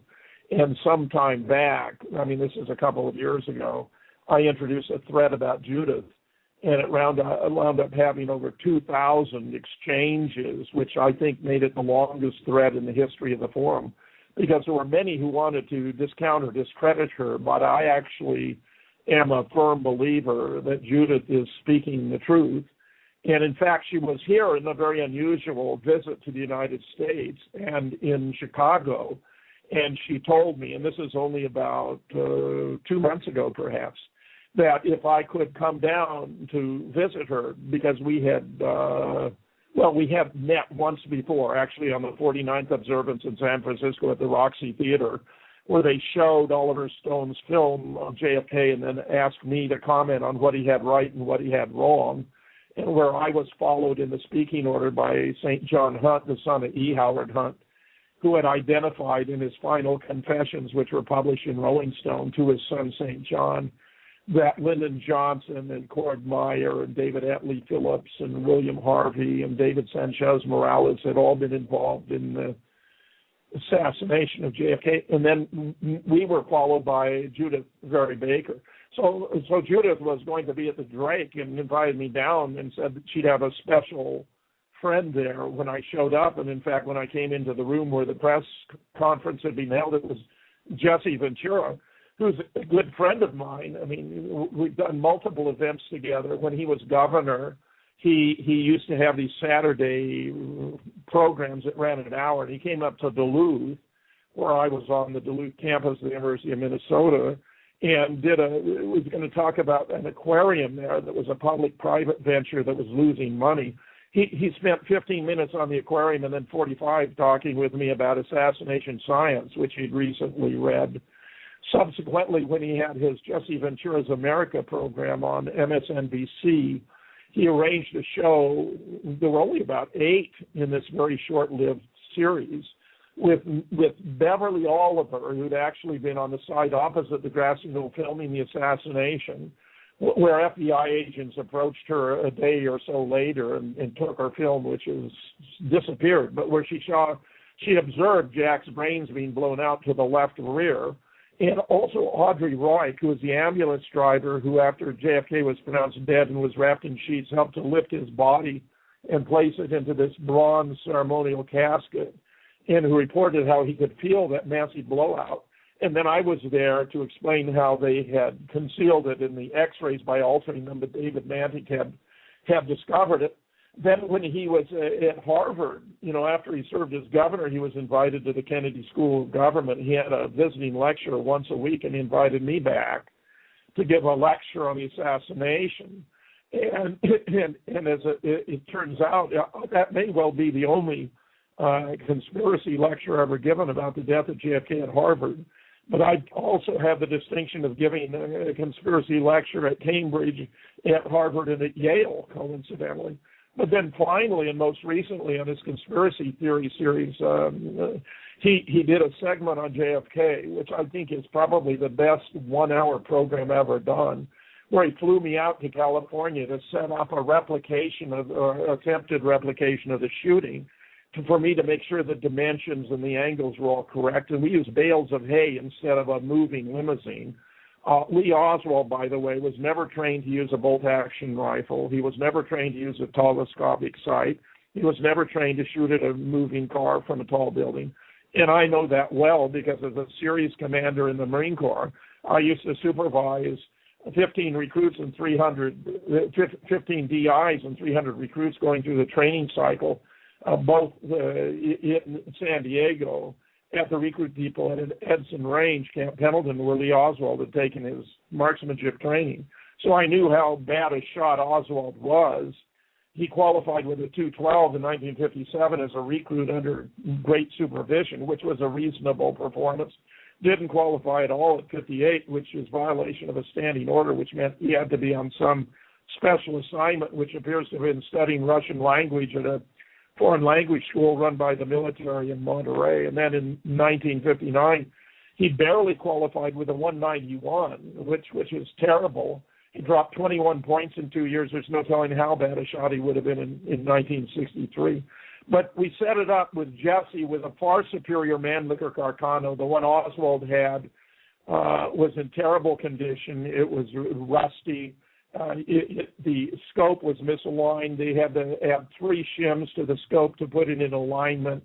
And what most people don't realize is that while a telescopic sight improves accuracy, it consumes more time because particularly with this weapon, each time you work the bolt, it would take you off the target and you'd have to reacquire it. I mean, the whole idea that Lee Oswald or anyone could have performed the shot sequence attributed to him is fantastic. In fact, Gunny Hathcock, who was the best marksman in the Marine Corps, ran a school for snipers at Quantico, attempted several times to replicate it. They set it all up there just as we set it up out in Ventura and couldn't do it. And if Gunny Hathcock couldn't do it, most certainly a mediocrity like Lee Oswald couldn't do it. But nor has any other expert been able to replicate that series of shots.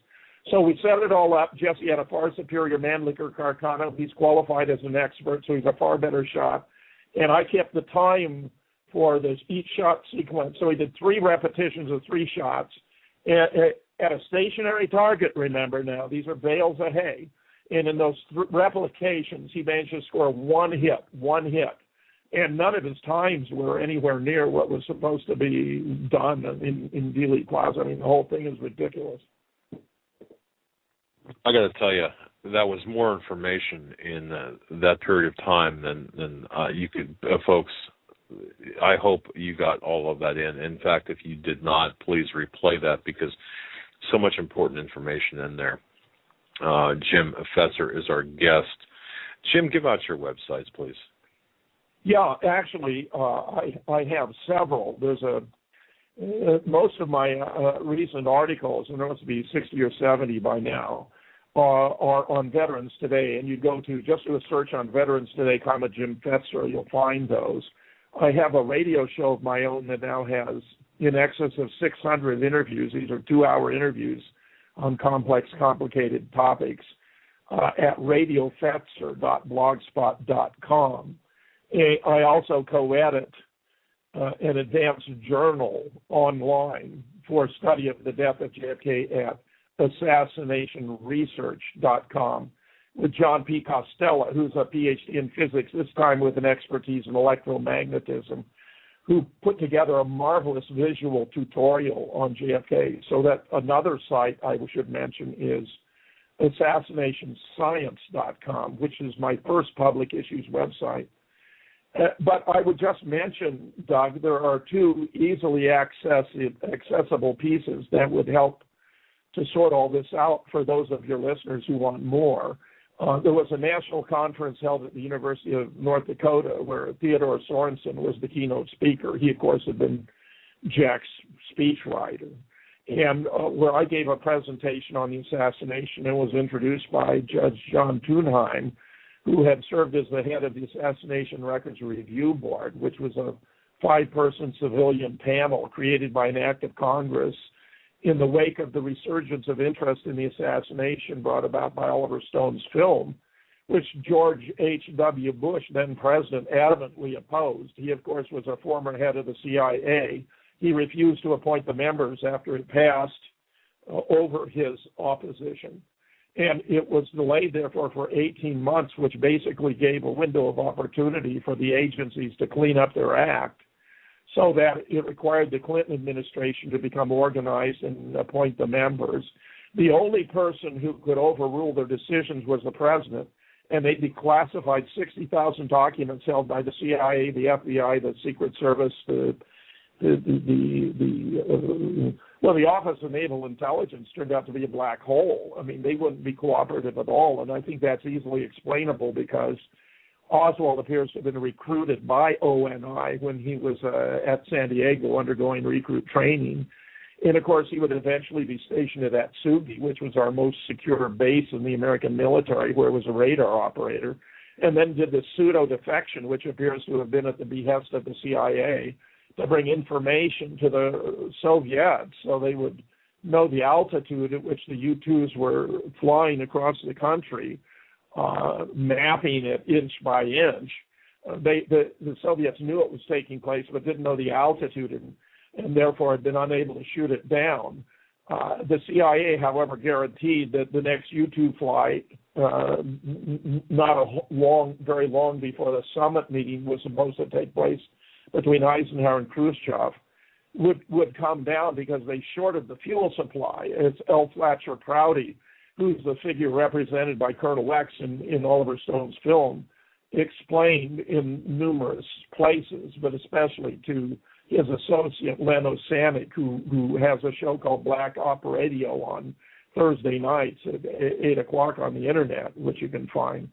That they gave him only like a half load of fuel, but messed with the gauge so it looked like it was full to guarantee he'd come down. He didn't take a cyanide pill. Khrushchev accused Eisenhower of spying on the U.S., which Eisenhower promptly denied. Then Khrushchev brought out the pilot and parts of the plane, which embarrassed Eisenhower and led to the aborting of the summit, which, of course, meant that an event that was intended to reduce Cold War tensions actually instead increased them. And, of course, the motivation, Doug, is all too obvious. It was the military-industrial complex, which makes massive profits off of wars and weapons and planes and howitzers. Exactly. Yeah, exactly. And, you know, Jim, I suspect if you and I sat down for coffee or whatever, you know, for any length of time, there are things that we would agree on, perhaps some things we wouldn't agree on. But the fact of the matter is, you know, look, I agree. Obviously, from 1913 with the creation of the Fed, and Joe and I were talking about this earlier. You know, where did we go off the rails? And then that event in 1963, the assassination, certainly. You know, the Dulles brothers. You've got so many components to this, and then when you start adding people like Judah the Very Baker into the mix, and folks, if you haven't read Me and Lee, I would urge you to read that book as well. I'll tell you, and I spoke with Ms. Baker. She probably would not remember this, and Joe and I interviewed Ed Haslam, the author of Dr. Merritt's Monkey, too. Yeah. You know, the two books that go hand in hand. You start seeing a pattern here, which brings us to today. Jim, let's talk about today. What the heck is going on now? I mean, go ahead. Let me take one step backwards and then come forward, because it ties together all the ends you're talking about, which is this. In Operation Paperclip after World War II, we brought a host of German intelligence officers and scientists into the American government and integrated them into our intelligence agencies. Harry Truman often said that the greatest mistake he had ever made was by creating the Central Intelligence Agency in 1947. And I think that has been the problem. You had an integration of an agency that was performing these, well, he originally intended it should only perform intelligence gathering operations, but of course it became involved in covert activities. In fact, it was such an operational arm that JFK actually issued an order that all the covert ops that had been heretofore performed by the CIA had to be supervised by the Pentagon, which made neither the Pentagon nor the CIA happy about it. But when you bring in all these fascist officers and intel agencies, it's hardly surprising that through the decades that would follow, there'd be an increasing fascist influence in the American government. I mean, we had the communist scare, in the 40s and the 50s and the 60s, but communism was never a threat to the United States. They had cell meetings of the Communist Party, Doug, where everyone present was an informant for the FBI. Everyone present was an informant for the FBI. That was good publicity for the agency and for J. Edgar, who, for nearly 50 years dominated law enforcement in this country, but he was doing it, not really to benefit the American people, any more than the NSA is conducting its surveillance to benefit the American people. They're not trying to target domestic terrorists, Doug. They're trying to target individuals like veterans, constitutionalists, 9/11 truthers, Ron Paul supporters, anyone who might perceive the threat and have the ability and the motivation to resist the imposition of a military police state headed by the Department of Homeland Security. In other words, they're looking for threats not to national security, but to the national security state.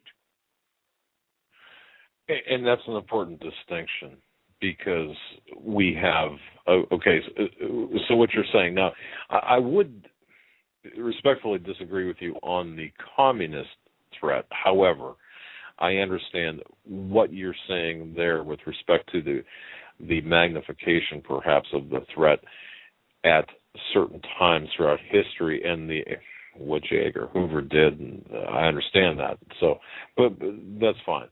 But I guess the continuity of agenda we're seeing here and the evolution into this police state that we're at, I can see how it was all set up, right? I mean, it's a natural progression. Actually, yes, properly perceived it is, because fascism is properly defined, as Mussolini observed, as the merge of big government with big business. And business has always been so important to the American economy. I mean, yes, there were, pockets of persons who believed in programs that were identified as being communistic.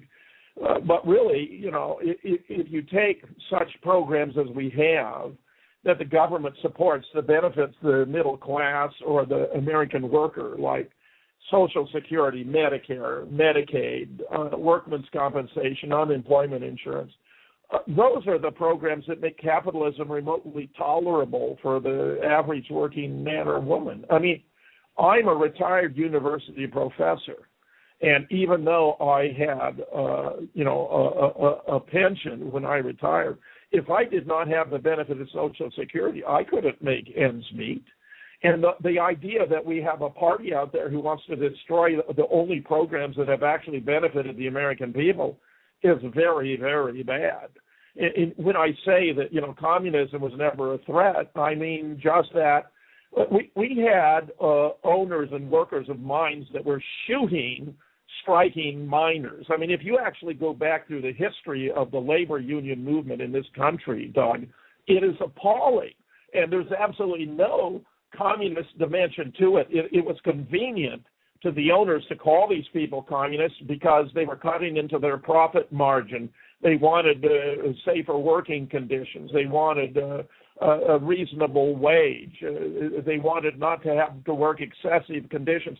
It's like when Fidel Castro came to power in Cuba, or when Salvador Allende was elected democratically in Cuba, or when Hugo Chavez came to the presidency of Venezuela. when they would nationalize the properties of American corporations like Anaconda Copper, United Fruit in the case of Cuba, not to mention taking over the resorts and casinos where the mob was running the biggest money laundering operation in the Western Hemisphere, the companies called Castro a communist because he was cutting into their profits. Salvador Allende was a Marxist, but he was democratically elected. We undertook to overthrow him. We machine gunned him in Chile because the international telephone and telegraph was losing money.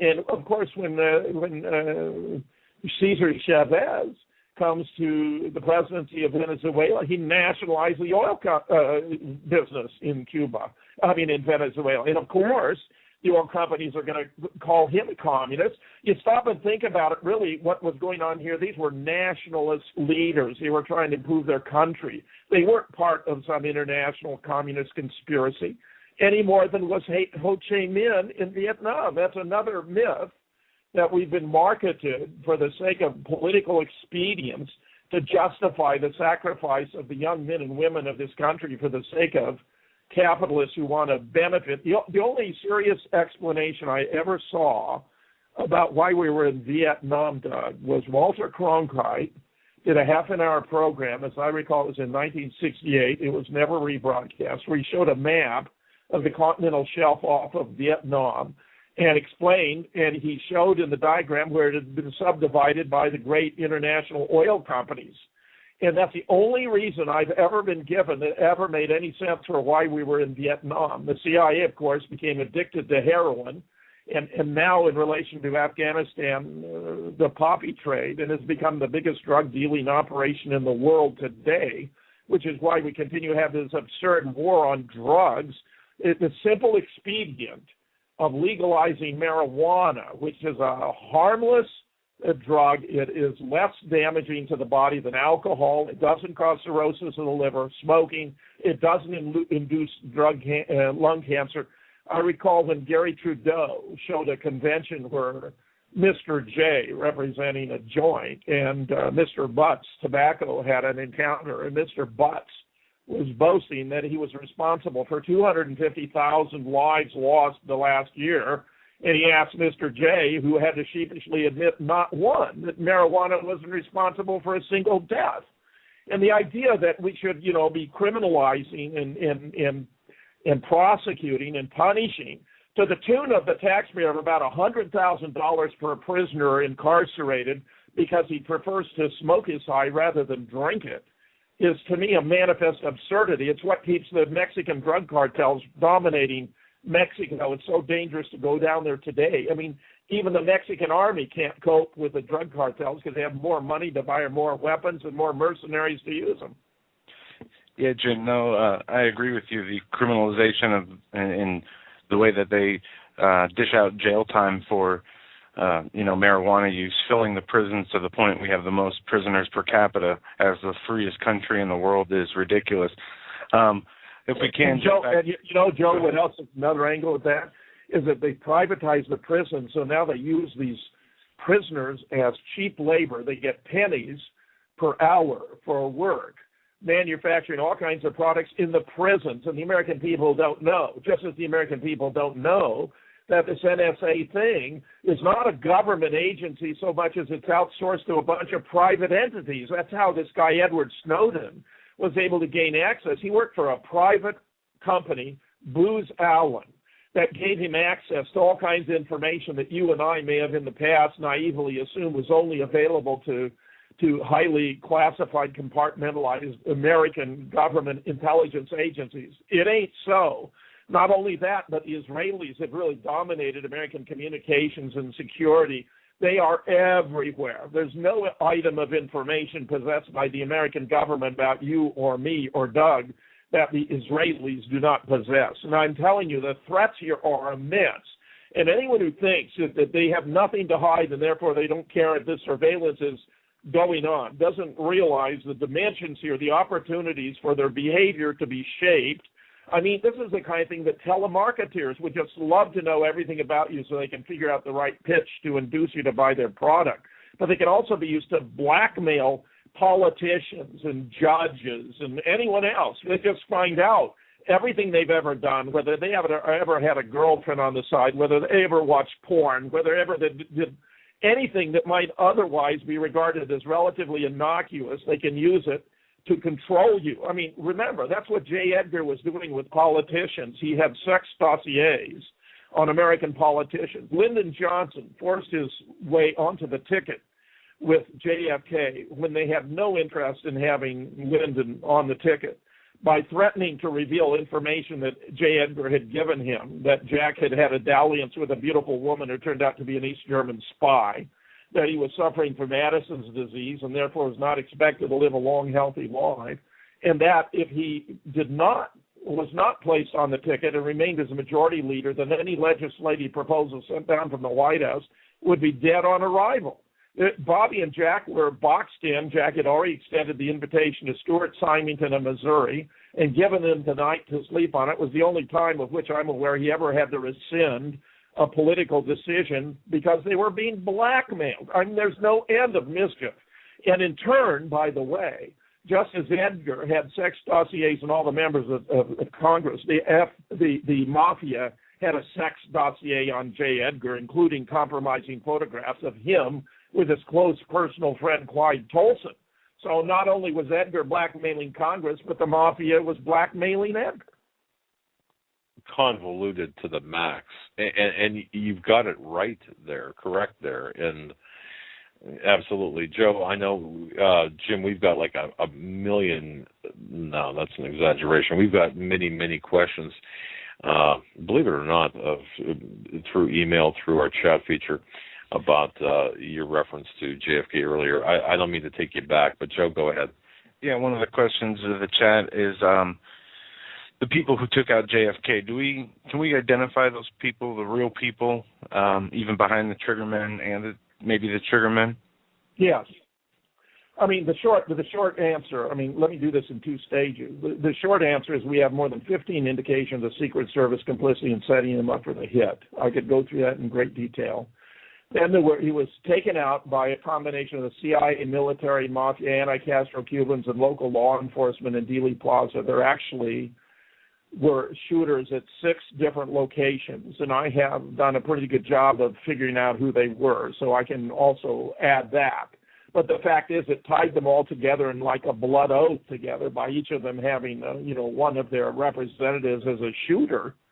For example, Jack was hit in the back by a shot that was fired from the top of the county records building, where the shooter appears to have been a deputy sheriff by the name of Harry Weatherford.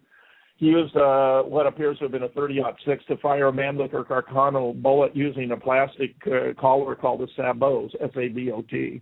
It was a very shallow shot, only went in about as far as the second knuckle on your little finger, but it was 5.5 inches below the collar to the right of the spinal column. This wound would be redescribed by Gerald Ford, who was then a representative from Michigan, but a junior member of the Warren Commission.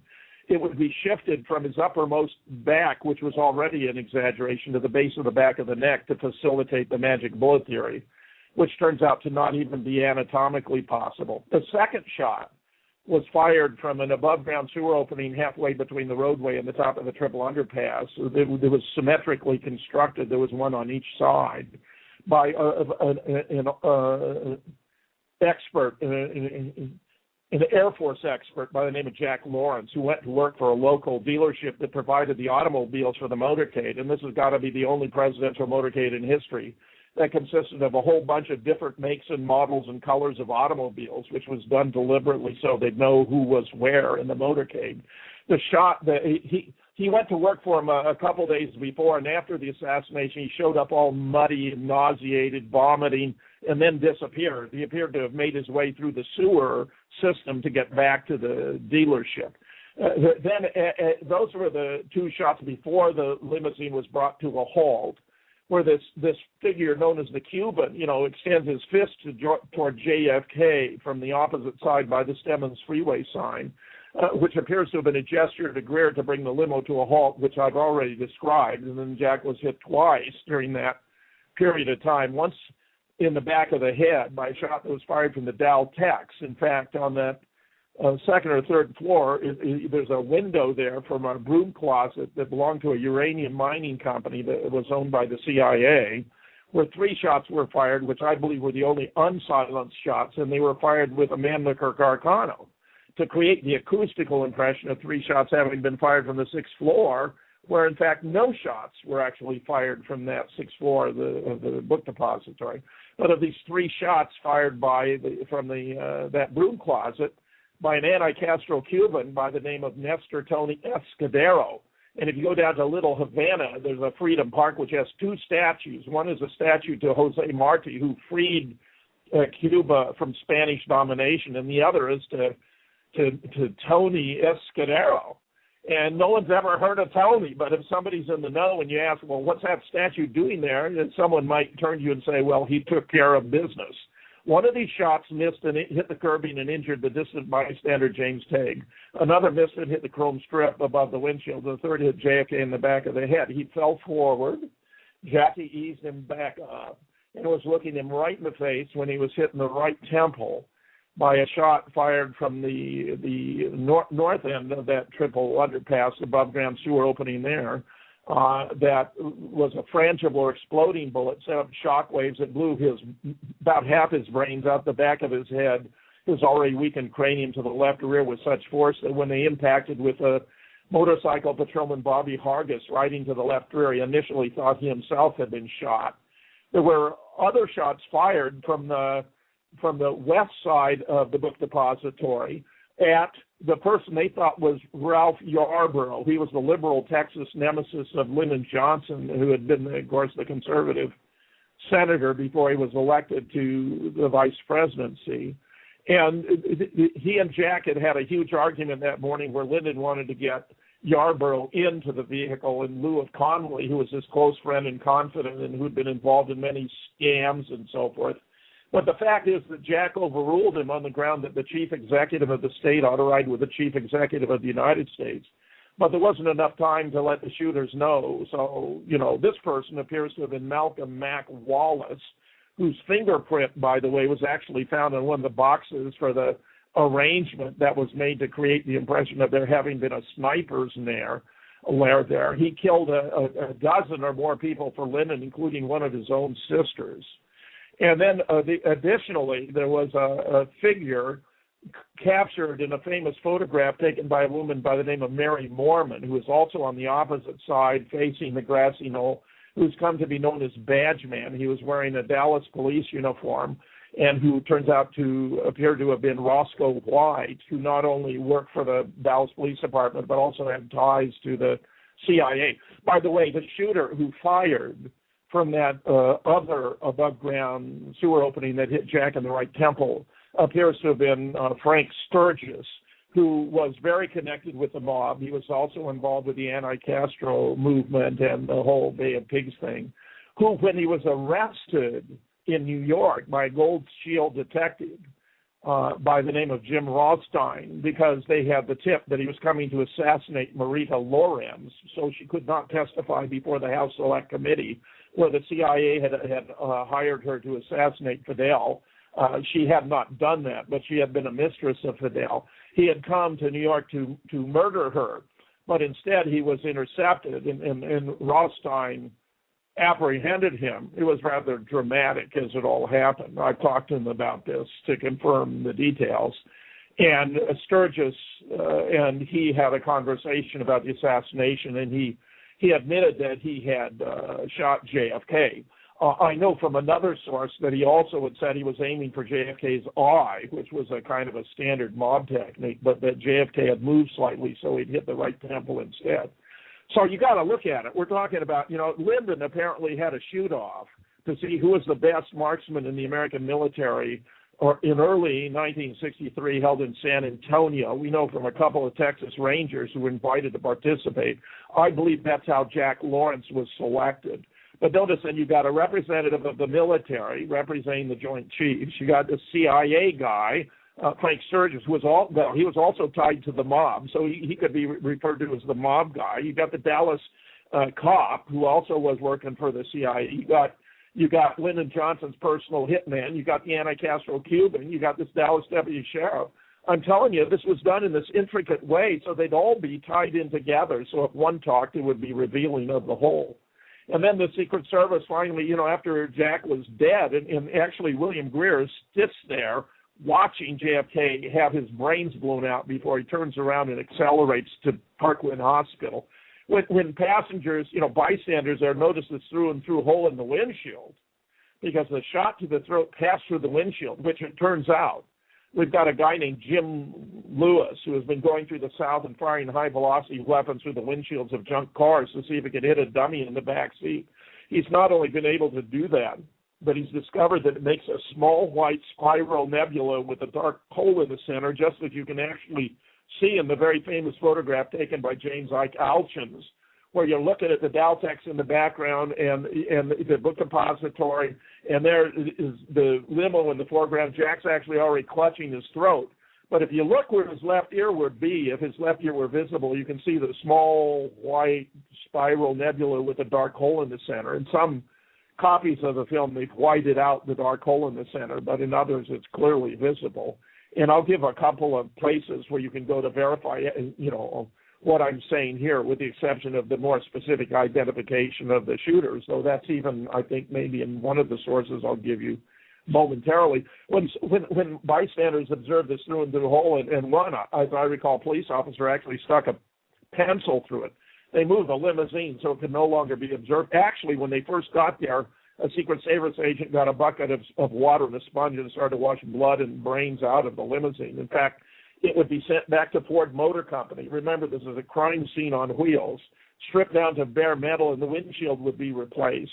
And we even tracked down the official who was responsible for replacing the windshield, who confirmed the through-and-through bullet hole, so that it would be of no forensic value whatsoever. This was done on the 25th, the day of the formal state funeral, when Haile Selassie and all the kings and leaders, Charles de Gaulle and everyone came, and, it was really elaborate. And the one guy, the key thing is the FBI was then used as a filter to cover it up, where J. Edgar and Lyndon Johnson were principals with financing from Texas oilmen.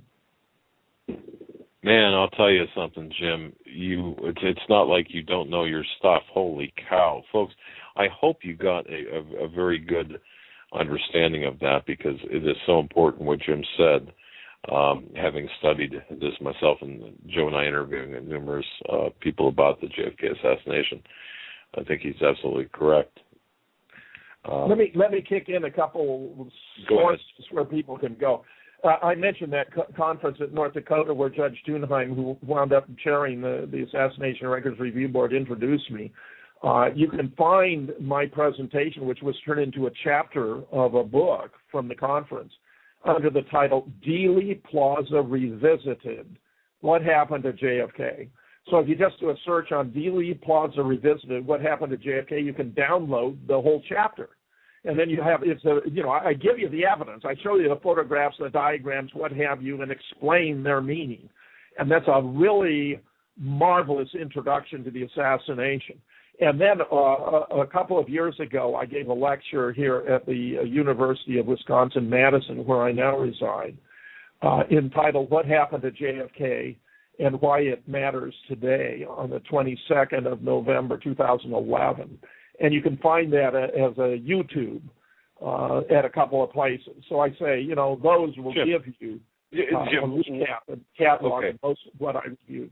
Why does, and Joe just mentioned to me, why does it matter today? Well, because those same forces who took over control of the country are still in control of the country today. It's as Jack Ruby observed. He said this would never have happened if someone else, such as Adlai Stevenson, had been vice president. But he also said, and he wanted Earl Warren to take him to Washington, where he felt he could testify without fear of death, which eventually, Warren refused to do it for no good reason I can discern, but where he felt he was injected with cancer cells after they granted him a new trial. And I'm sure that's true. In fact, Judith Baker, who was romantically involved with Lee Oswald in New Orleans and was working with David Ferry under the supervision of Dr. Mary Sherman in the development of a rapidly acting cancer, which was intended to be used against Fidel Castro, I think, would agree that what they used on Jack Ruby to silence him was precisely what they had developed in New Orleans.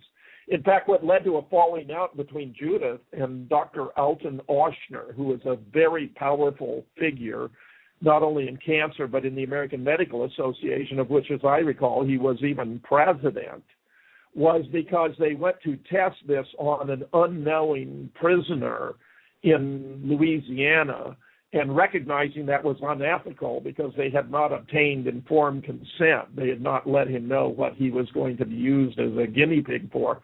She wrote a letter to Ochsner complaining about it. Ochsner had always forbidden her from any written communication. In fact, he didn't want her to have any communication with him at all.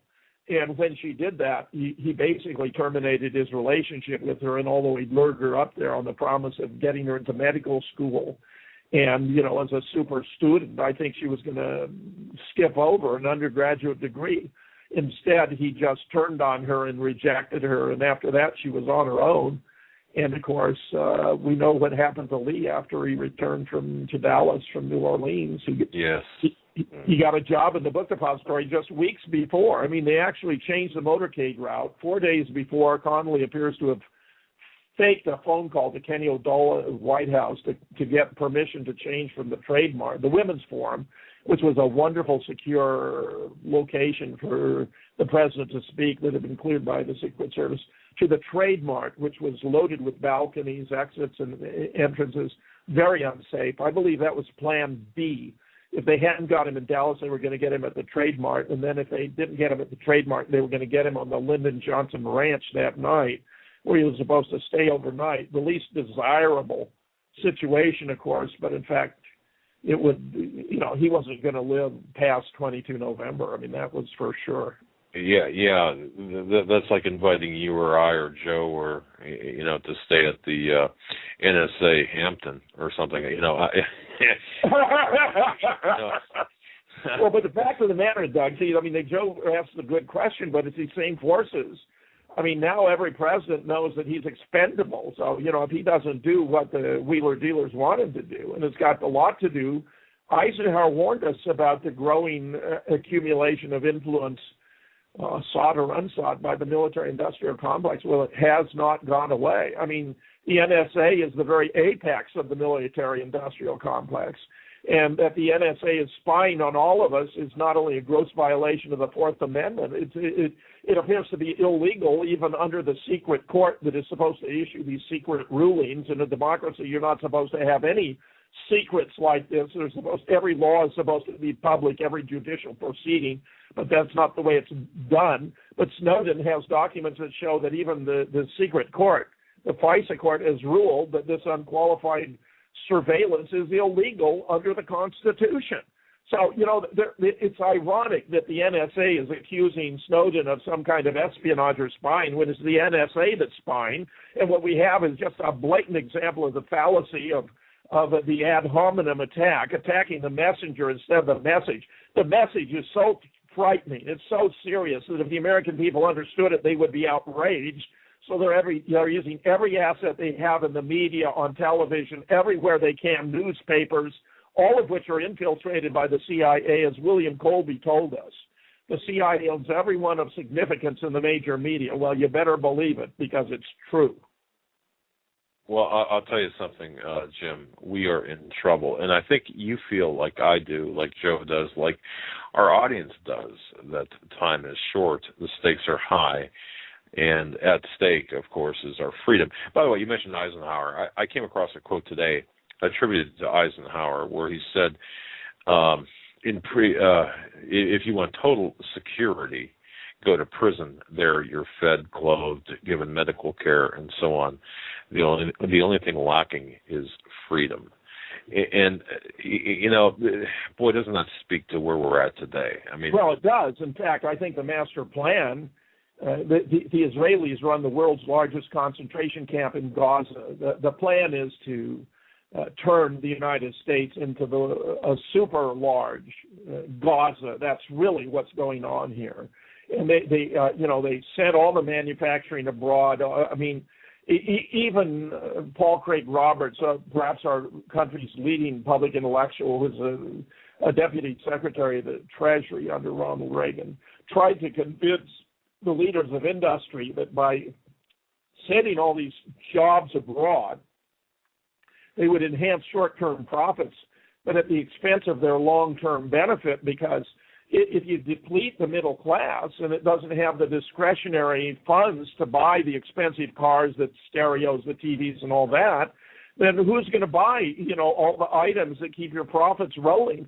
And I actually kept him on my show an extra 15 minutes because I wanted his confirmation that I was right in my belief that ironically, by sending all these jobs abroad, for $10 an hour or less, I mean, it's probably $2.50 or maybe $1. I don't know. What does it cost, for different disciplines around the world, that they were actually depleting the middle class and the capacity of it to spend and therefore putting themselves out of business.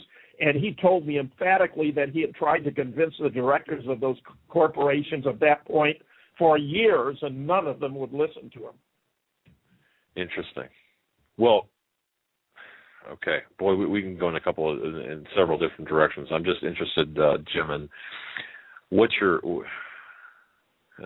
Well, you got to look at. Let me pick up on it, Doug. What you got to look at is the Department of Homeland Security has accumulated 2 billion rounds of .40 caliber hollow point ammunition, which is not even permissible for use in combat under the Hague Convention of 1899. It's not even permissible for use in combat. Well, the DHS doesn't have any foreign entanglements, so obviously it's not going to be used in any foreign war. Therefore, what could 2 billion rounds be used? This is very expensive stuff. These are heavy bullets. They have claimed they got it for target practice. Well, it would take like 200 years to consume 2 billion rounds at the rate at which they perform target practice. You would never do it with rounds of this kind of expense. They have 2,700 light tanks of the kind we saw in the streets in Boston, which was in violation of posse comitatus, which was a statute passed in 1878 that precluded the use of military forces to perform police functions. That was a great law. It was intended to ensure our safety and security from a military gone out of control. But clearly they're setting it up for that. We even had Chuck Hagel, who is in many respects an admirable guy, and I believe he's turning out to be a very good Secretary of Defense, say that he was ready to toss posse comitatus. We had the mayor, Bloomberg, of New York City, last heard from denying us the right to drink from a big cup of a Slurpee. I mean, how ridiculous can you get? Saying he thinks we got to take another look at the Constitution. For what? For what? We have the whole city of Boston locked down because there was one 19-year-old kid wandering around with a backpack that hadn't exploded. And the story was shattered by the alternative press so quickly, Doug, that they had to trot out an FBI stooge a couple of days later who said basically, don't look at that man behind the curtain. He said, don't look at any photographs except ours. And then he produced these 2 photographs of these 2 young brothers.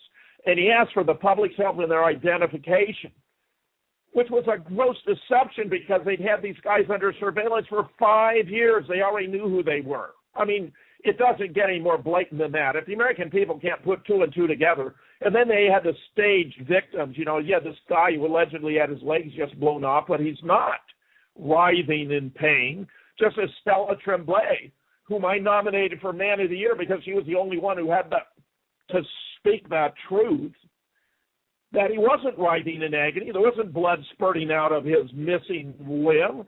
In fact, with that kind of damage, the blood loss is so severe that you're unconscious within a minute and dead within 2. Well, there wasn't even any blood there. There was a guy in a hood who was helping to put on him a false prosthesis that had what looked like a piece of bone extending from him.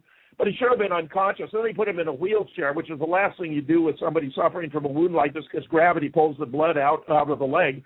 And a man wearing a cowboy hat with a fake pseudo tourniquet, which isn't even being applied enough to cause any bleeding to stop if it actually had been applied. And the vibrations are so great that the prosthesis falls out and they have to stop and reapply it. It's that blatant, Doug. It's disgusting. This whole thing was fraudulent, faked, and it was intended to create the impression that having massive armed forces in the streets of a major American city is routine and what we should expect in the future. And see, Jim, I got to tell you, I looked at those photographs. Now, I spent 4.5 years as a paramedic and a first responder before they were called first responders back in another lifetime, it seems, back in the mid-1970s. And I've seen people with, I've seen dismemberments. I've seen a lot of things. That one picture really disturbed me, where there was no blood and there seemed to be no pain reflex at all, or pain, or that picture and the other one where there was the individual on the ground, which you spoke of. And then, secondly, and perhaps even more convincingly, the fact that the FBI came out and said exactly what you said. Don't look at any other. Look at our pictures. I know, it's incredible. And too, when you were talking, the case of, or the situation of Richard Case Nagel back in the JFK assassination. That name kept going over and over in my head with respect to what happened to the two brothers after the Boston bombing. But I won't go there because that's like a whole nother topic for a whole nother time. But Jim, why? Okay, why? What's the motive here? And I mean, for the people that are listening in other countries, new listeners, what's the motive here for the Boston Marathon bombing? It's the old frog in the pot thing. You only increase the temperature 1 degree at a time, and before he knows it, he's cooked. The Boston thing was to promote the abandonment of posse comitatus, to make it appear normal to have military forces in the streets of our cities. And now they have 30,000 drones that have been authorized to fly around the country. And I'll guarantee you something. Anyone who thinks those are merely surveillance drones doesn't understand what's going on here. Exactly. All that stands between Homeland Security and the imposition of a massive police military state is 100 million armed Americans. They are going to do everything they can to disarm us. That was the purpose of Sandy Hook. It's being reinforced regularly. You have these parents who are too old, actually, to have first graders who were killed. In fact, it looks as though the photographs that we have been shown of the children who allegedly died at Sandy Hook were taken 20 years ago. We even have video of one of the funerals where you see the young man whose photos of 20 years ago have been shown as among the deceased, who's actually attending his own funeral. I mean, it's that blatant. And these people have been used to be, emotionally grieving, except none of them were grieving at the time. There was a well-known interview with Anderson Cooper, where the mother, who supposedly just lost her child, and she's, again, much too old to have a first grader, is all dolled up, and she's flirting with Anderson Cooper while she's saying she's sure her child is in a better place. I mean, it was absurd. She was flirting with him. I mean, the American people have to get straight here and understand that they're using all these Hollywood-style techniques. They're using performers, in some cases blatant actors. They have this guy faking using a false prosthesis, and if you don't study it, you can be taken in.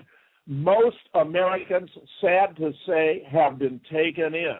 And before they know it, they're going to have tanks in their streets. I'm telling you, what they're doing is trying to isolate. That's the reason for this whole massive surveillance. They're trying to get every knowledge of every aspect, all the information they can about everyone, so they can figure out if they are going to face a threat when they impose a military state on the U.S. from specific individuals. And as I understand it, they have what is called the Main Corps, MAINCORE, which is a list has now 8 million citizens on that list. And I'm telling you, they're veterans, constitutionalists, Ron Paul supporters, 9/11 truthers, anyone that they perceive might actually be willing and able to take a stand. They're trying to identify us so they'll know where we are and how they can take us out one by one. That's what they're planning. I guarantee it. We are too far gone. There's no excuse. Listen, here's how far they have gone. They have made arrangements with mortuaries and funeral homes in case there should be an excess of casualties that overwhelm hospitals and emergency medical facilities. It's that bad. Jim, how long do we have? How long in your mind, in your heart, in your gut, and you've been around for a while, I've been around for a while, we're close to the same generation. I know you're a little bit older than I am, but how long do you think we have? I don't think we got a whole lot of time. And the fact is that when you get threats like this and you have senators like Dianne Feinstein and John McCain and Lindsey Graham who are all describing this guy Snowden as a traitor, he's not a traitor. He's an American hero. He's blown the whistle on illegal surveillance by the American government. And the traitors are those who have betrayed their oath, aren't upholding the Constitution. They should be siding with Snowden. The traitors are Dianne Feinstein and John McCain and Lindsey Graham and Chuck Schumer, who are all condemning him when he's done a great good thing to benefit the American people by warning us of what's going on. The situation is frankly absurd from the point of view of the rule of law. I listened to John Kerry, who is now our Secretary of State, who when he first came back from Vietnam was an honest, noble guy who tried to explain how many Vietnamese we had butchered, how we got into whole villages and wiped everyone out, and how intolerable it was, how corrupt, how immoral. He was a good man then. Today I saw him on television saying how upset he was by the Hong Kong authorities who hadn't turned Snowden over, and now Russia apparently wasn't going to be cooperative either, and he kept reaffirming, and I heard other witnesses reaffirm, the rule of law. Well, there's no rule of law in the United States. The surveillance is massively violating the Constitution. It's absurd. It's obscene to have John Kerry up there talking about the rule of law when this man is telling us about the massive violation of the rule of law by our own government. God bless you for saying that, Jim. I'll tell you, I agree with that. One question that Snowden was asked and the way he answered it really caught my attention, and that was something to the effect, and I'm paraphrasing here, something to the effect of, do you feel like you're a hero or a traitor or something like that? And he said, I'm an American. And I thought, what an interesting answer that was. But Jim, how would you justify, and this is fodder that's being used to attack Mr. Snowden here, how would you justify him flying to China and then Russia and wherever he might go next or has gone next, as opposed to, why there? Why Russia? Why China? Why there? Well, he's not stupid. He's an American, and he's not dumb. He's going places where he's going to be in relative freedom from extradition and prosecution for doing the right thing. He falls into the category from the point of view of moral philosophy. And, of course, I spent my career 35 years offering courses in philosophy, mostly logic, critical thinking, and scientific reasoning. But I became completely absorbed by moral theory and establishing objective criteria that could be used to arbitrate among different moral theories, just as we have objective criteria to arbitrate among different scientific theories, where he is performing an act that is known technically as an act of supererogation. That means he's gone beyond the call of duty. Normal morality entails treating other persons with respect, but it doesn't entail your placing your own well-being in jeopardy for the sake of your fellow man. That's an act of heroism. That's an act of supererogation. He falls into that category because he has deliberately and with forethought placed himself in harm's way in the terms of political retaliation for doing the right thing, which is the absurdity of it all. Here we have a man who's doing the right thing, and he's risking retaliation. We have this dead reporter in a obviously fabricated crash scene. He was driving a Mercedes, and I was listening to a recounting of the evidence at the crash scene where the engine was allegedly thrown 50 or 60 feet. That's absurd. The way that Mercedes are designed, I have a 76. I've got a classic Mercedes in my garage. I have friends who owned a Mercedes. They were driving in London, and of course it's on the wrong side of the street, right? And they were in a head-on collision. And they survived because the Mercedes is designed that the engine drops to the ground to absorb the crash. His wife was pregnant, and he suffered like a broken ankle, and she might have had a broken arm. The pregnancy was just fine. They survived just fine. Something that was actually more damaging than the threat we showed here. The idea of that engine being thrown 50 or 60 feet is from the point of view of physics, ridiculous. That would have required a massive bomb. That would require some tremendous force. I mean, this whole thing is rigged. And apparently he just, was getting in too much information that the national security state did not want released. Now, I want you to understand, every one of us is in his position potentially, because once we catch on that it's the national security state whose interests they are pursuing all this surveillance for, and not for our national security, but for theirs, then potentially you got to understand we're all driving along in those Mercedes. Yeah, it could be us, and it will be us if we don't stop or if we don't do something. Jim, how afraid are you for you yourself, and how afraid do you think all of us should be for ourselves? And I know that sounds like a really ridiculous, pretty even sophomore question, but a little dose of reality here. Well, I'm a former Marine Corps officer, and, when I got into this, I knew that, I wasn't going to compromise. I was going to speak the truth, the whole truth, and nothing but the truth, particularly if it would affect my fellow Americans. And since my retirement in 2006, I've been doing everything I can to apply all those research abilities I acquired during 35 years when I published actually 29 books, 150 articles, founded an international journal, edited an international book series, founded an international society. I mean, I know how to do research. And it was when, I became convinced that Oliver Stone's film was being justly attacked that I figured some of those of us with special background and ability should become involved, and I organized that first research group. Then in 2005, when I discovered myself in the midst of a discussion thread with about 24 people of a great deal of ability about 9/11, I realized that founding a society and bringing together and pooling all those resources was a good idea. To sponsor conferences, to have a website, to promote speakers and events and all that, and it took off like a rocket. But again, it was bringing together pooling resources of many different types: pilots, physicists, engineers, structural, aeronautical, civil, what have you. I mean, it's all made a tremendous difference in our understanding.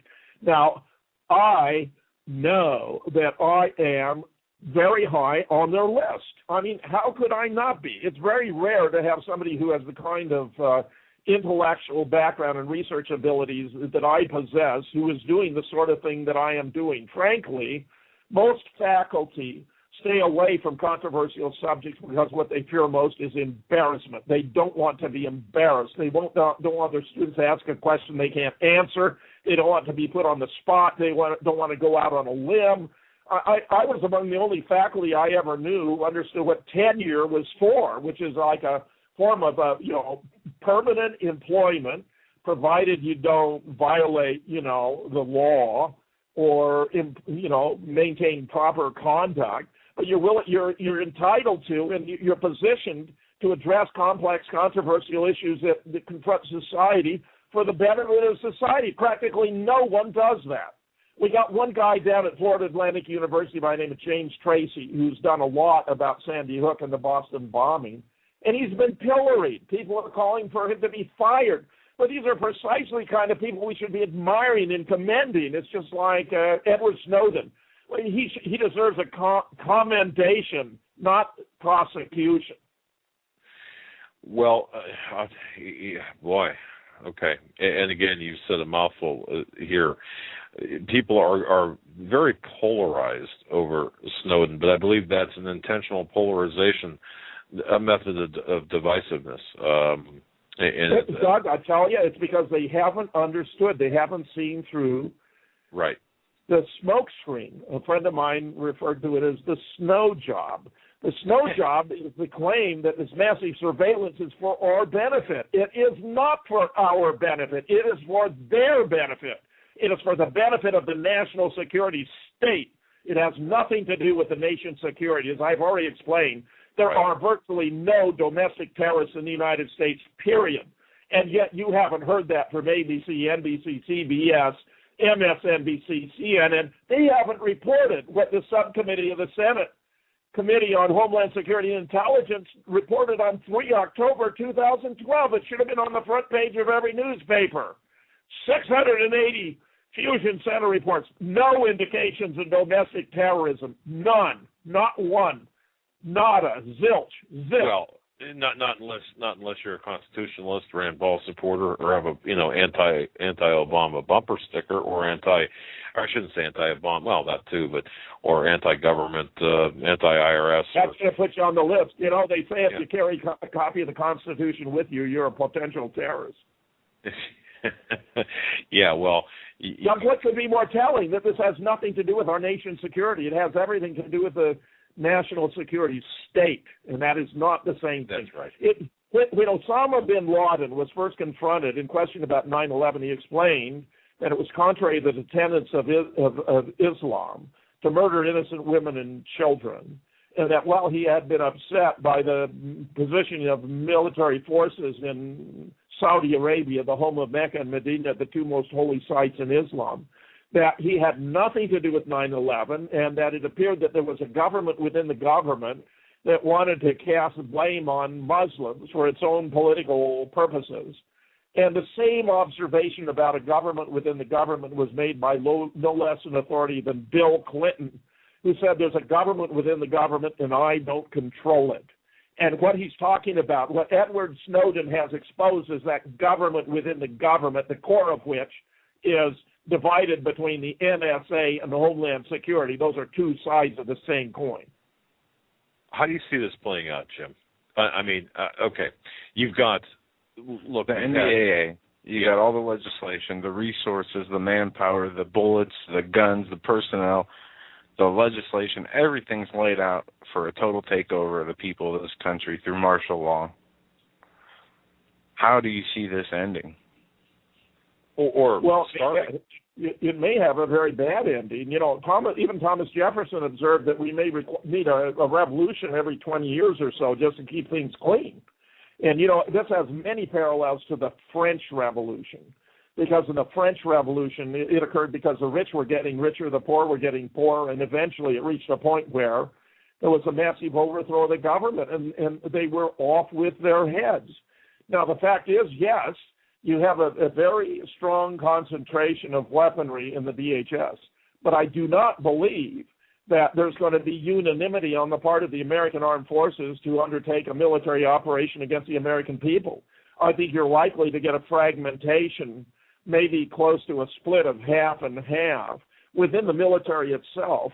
And I do believe that there are going to be an awful lot of officers, for example, who order their men to fire on civilians are going to find that they are shot by their own men. You know, this sort of thing does happen. And it's not pleasant to contemplate. But remember, you're under no obligation to follow an illegal order. And orders to attack the American people would be an illegal order. And any of the members of the military who have the strength and courage to recognize that fact should resist it and do so perfectly lawfully.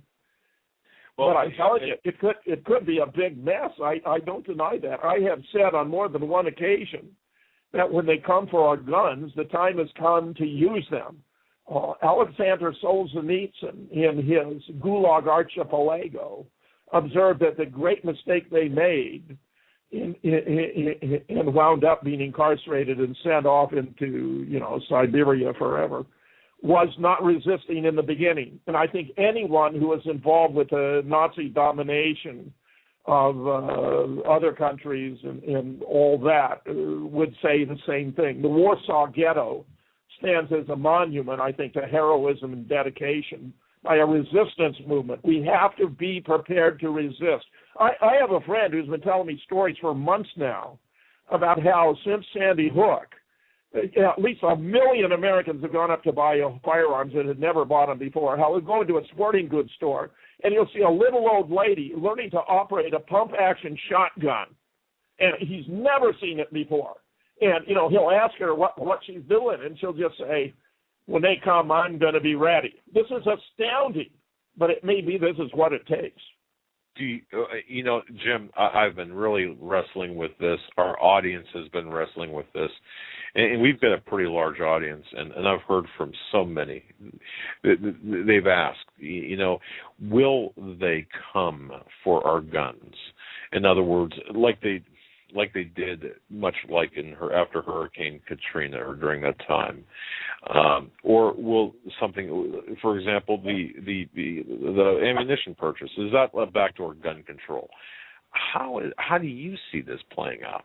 Well, how can there be any doubt about it? They're now pushing to have physicians make us a routine part of a physical examination to ask you whether you own any firearms. How does that pertain to your physical health? That is completely absurd. They're trying to create a new category where if you question or challenge a government about Sandy Hook or Boston bombing or whatever, that you're supposed to be somehow suffering from a mental illness. I mean, ask yourself, stand back and ask, if questioning your government isn't the entitlement of every American, I don't know what it means to be an American. I mean, the whole point is you can speak your mind and challenge your government, and now they're suppressing it.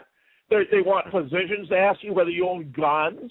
They're going to turn it into a mental health condition if you don't believe what you've been told about JFK or 9/11 or Sandy Hook or the Boston bombing. I mean, give me a break. Yeah, I just had a conversation with my physician.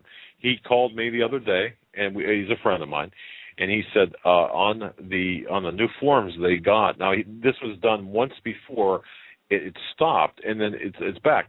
Do you own a firearm? And then he was all up in arms over this, and he says, look, I'm ready. I'm getting ready to retire. I'm not going to do this. I'm not going to ask I'm not going to ask my patients if they own a firearm. He's the old style doctor. I have to ask your audience, what does that mean to them? Is there anyone here who, given the conversation we've had this evening, cannot see the handwriting on the wall?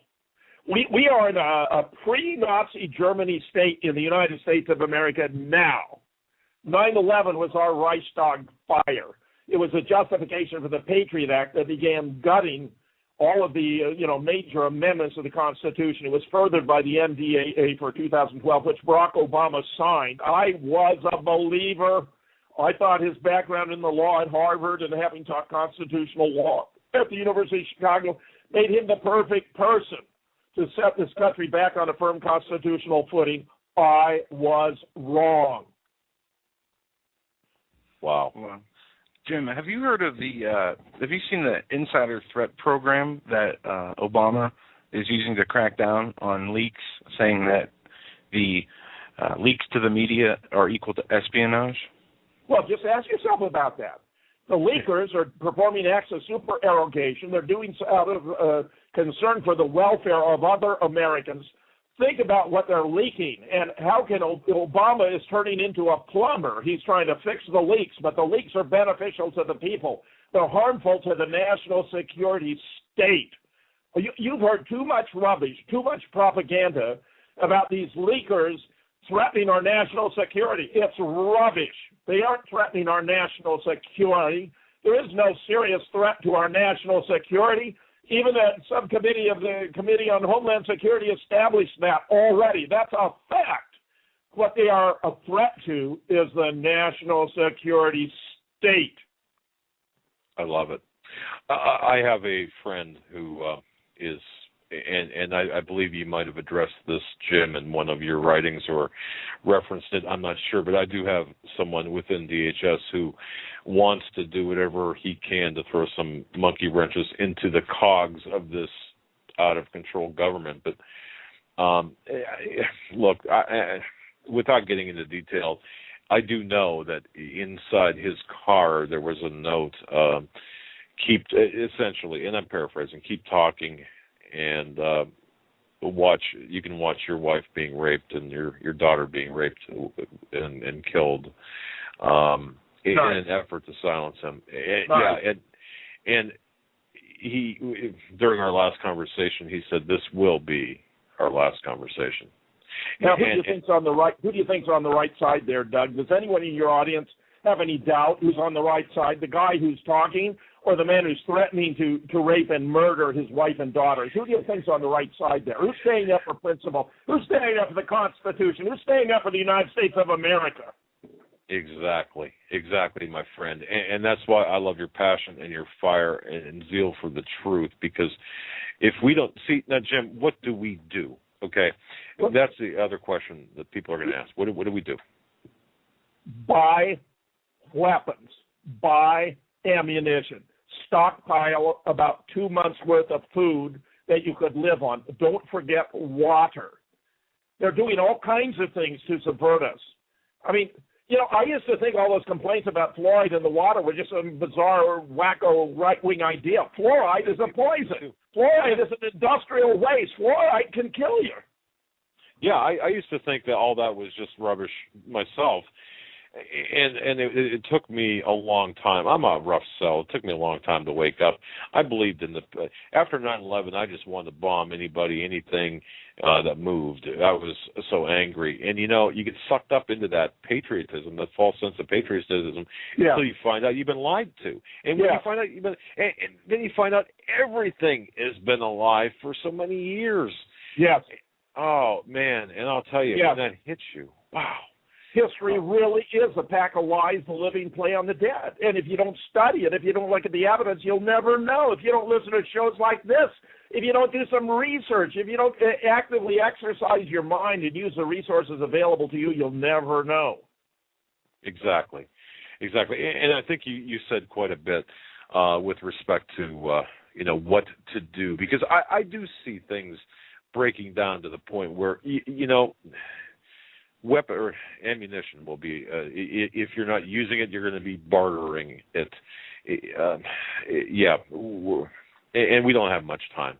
I hate to say it, Doug. I mean, it sounds desperate, but we're in a desperate situation. Exactly, we are.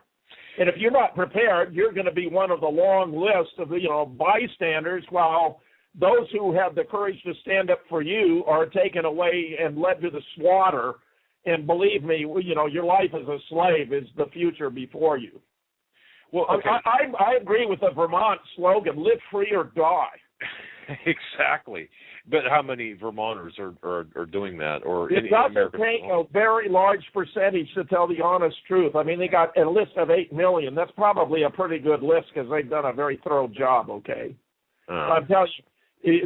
That may be enough because, you know, believe me, there are a lot of people in the military, too, who don't like this any more than we do. Remember, all the members of the military took an oath, as did I, to preserve, protect, and defend the Constitution of the United States, not preserve, protect, and defend Barack Obama, not preserve, protect, and defend General Alexander, not preserve, protect, and defend the Secretary of Homeland Security.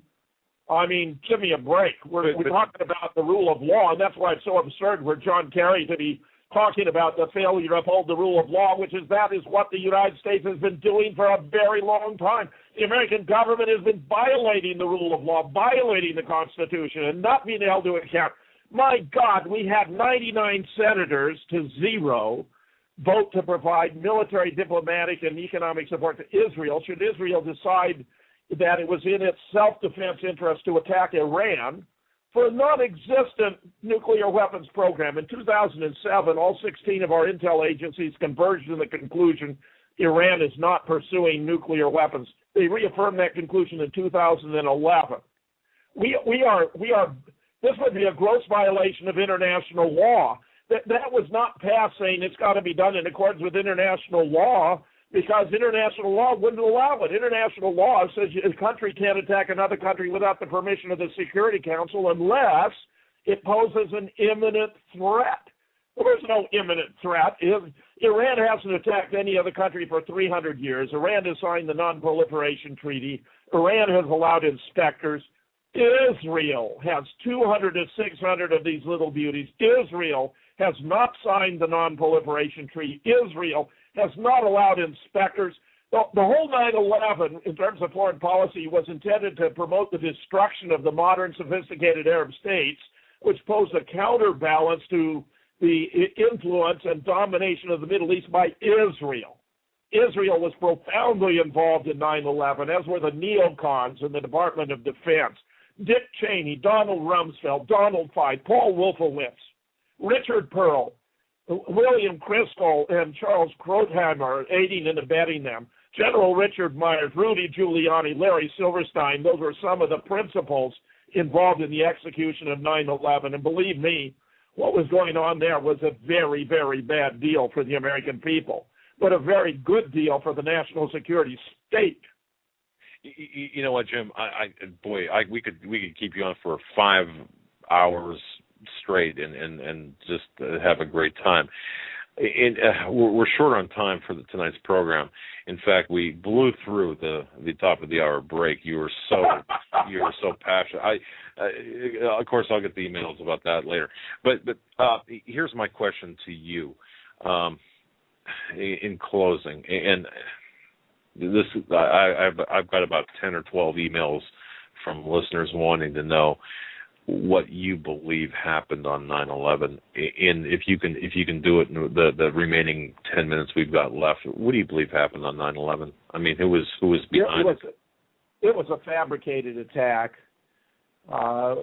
Actually, 2 of the planes weren't even in the air on 9/11. Flights 11 and 77 weren't even scheduled to fly. The planes associated with flights 93 and 175 were not even deregistered by the FAA until 28 September 2005. How can planes that weren't even in the air have crashed on 9/11? And how can planes that crashed on 9/11 have still been in the air 4 years later? Pilots for 9/11 Truth did a study of air-ground communications and discovered that Flight 93 was in the air that day, but that was over Champaign-Urbana, Illinois, after it had allegedly crashed in Shanksville, and that Flight 175 was also in the air, but that was over Harrisburg and Pittsburgh, Pennsylvania, long after it had allegedly hit the South Tower. None of those 4 aircraft crashed on 9/11. Therefore, no passengers allegedly aboard them when they were phantom flights died from plane crashes. If there are persons who are alleged to have been passengers who actually died, you ought to conduct an autopsy and find out how they died, because it cannot have been from a plane crash that did not occur. None of those alleged 19 terrorists were aboard any of those planes, which were not in the air to begin with. A half a dozen or more of them were discovered alive and well the day after 9/11. Several were interviewed by British news sources. This is the very first point that David Ray Griffin makes in his book, The 9/11 Commission Report, Omissions and Distortions, that a group of these alleged they were patsies, just like Oswald was a patsy. These were patsies, just like the 2 brothers in the Boston bombing. They were patsies. There was a narrative that was made of 9/11 by a fellow by the name of Philip Zelikow, who became the executive director after Henry Kissinger declined because he didn't want to reveal his extraordinary financial entanglements. Philip Zelikow was from the inner core of the Bush-Cheney administration. He helped to oversee the transition of power between the Clinton and the Bush administrations. He co-authored a book with Condoleezza Rice.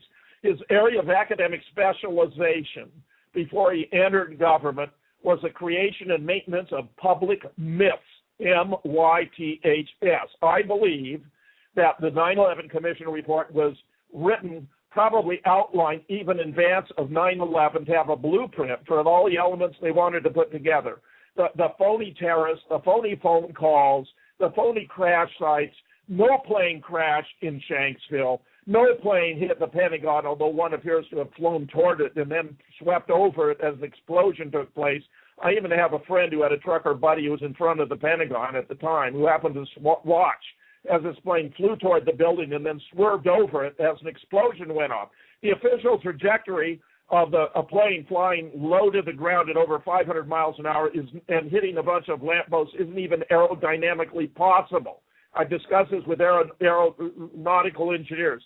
At that speed, that plane couldn't have got closer than 60 or even 80 feet. That's higher than the Pentagon to the ground. Plus, hitting lampposts at 500 miles an hour when they're stationary is equivalent to the plane being stationary, being hit by lampposts traveling 500 miles an hour. They would have ripped off the wing, the fuel stored in the wing. It would have burst into flames. The plane would have cartwheeled, its tail broken off. There would have been a muck all over the ground there. None of that happened. It was a phony story from beginning to end. In New York, they were very, very clever because we have these videos showing planes performing impossible feats. They are flying faster than a standard 767 can fly.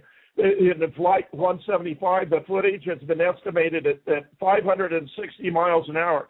That's the cruising speed of a 767 at 35,000 feet, where the air is only one-third as dense as it is at 700 to 1,000 feet, which means that at that density, the air is so thick that the turbines can't suck it through the engines, and they begin functioning as brakes. You have the plane, Flight 175, effortlessly disappear into the building. There is no diminution in velocity. We have done a frame-by-frame study, and that plane passes its whole length into the building in the same number of frames it passes through its own length in air. That is a physical impossibility. That plane was intersecting with 8 different floors.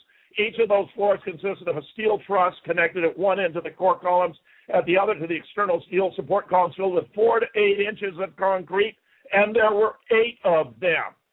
We know what happens when a commercial carrier encounters a small bird weighing a few ounces in flight. What's going to happen when a plane encounters, say, just one of those floors of a steel truss of 4 to 8 inches, 208 by 208, that's an acre of concrete? What would happen if a plane encountered an acre of concrete in air? Just imagine. We have been completely bamboozled. They have used Hollywood-style special effects. They have taken us to the cleaners. They've sold us a bill of goods, and the media was complicit. I reiterate, William Colby told us that the CIA owns everyone in the major media of any significance.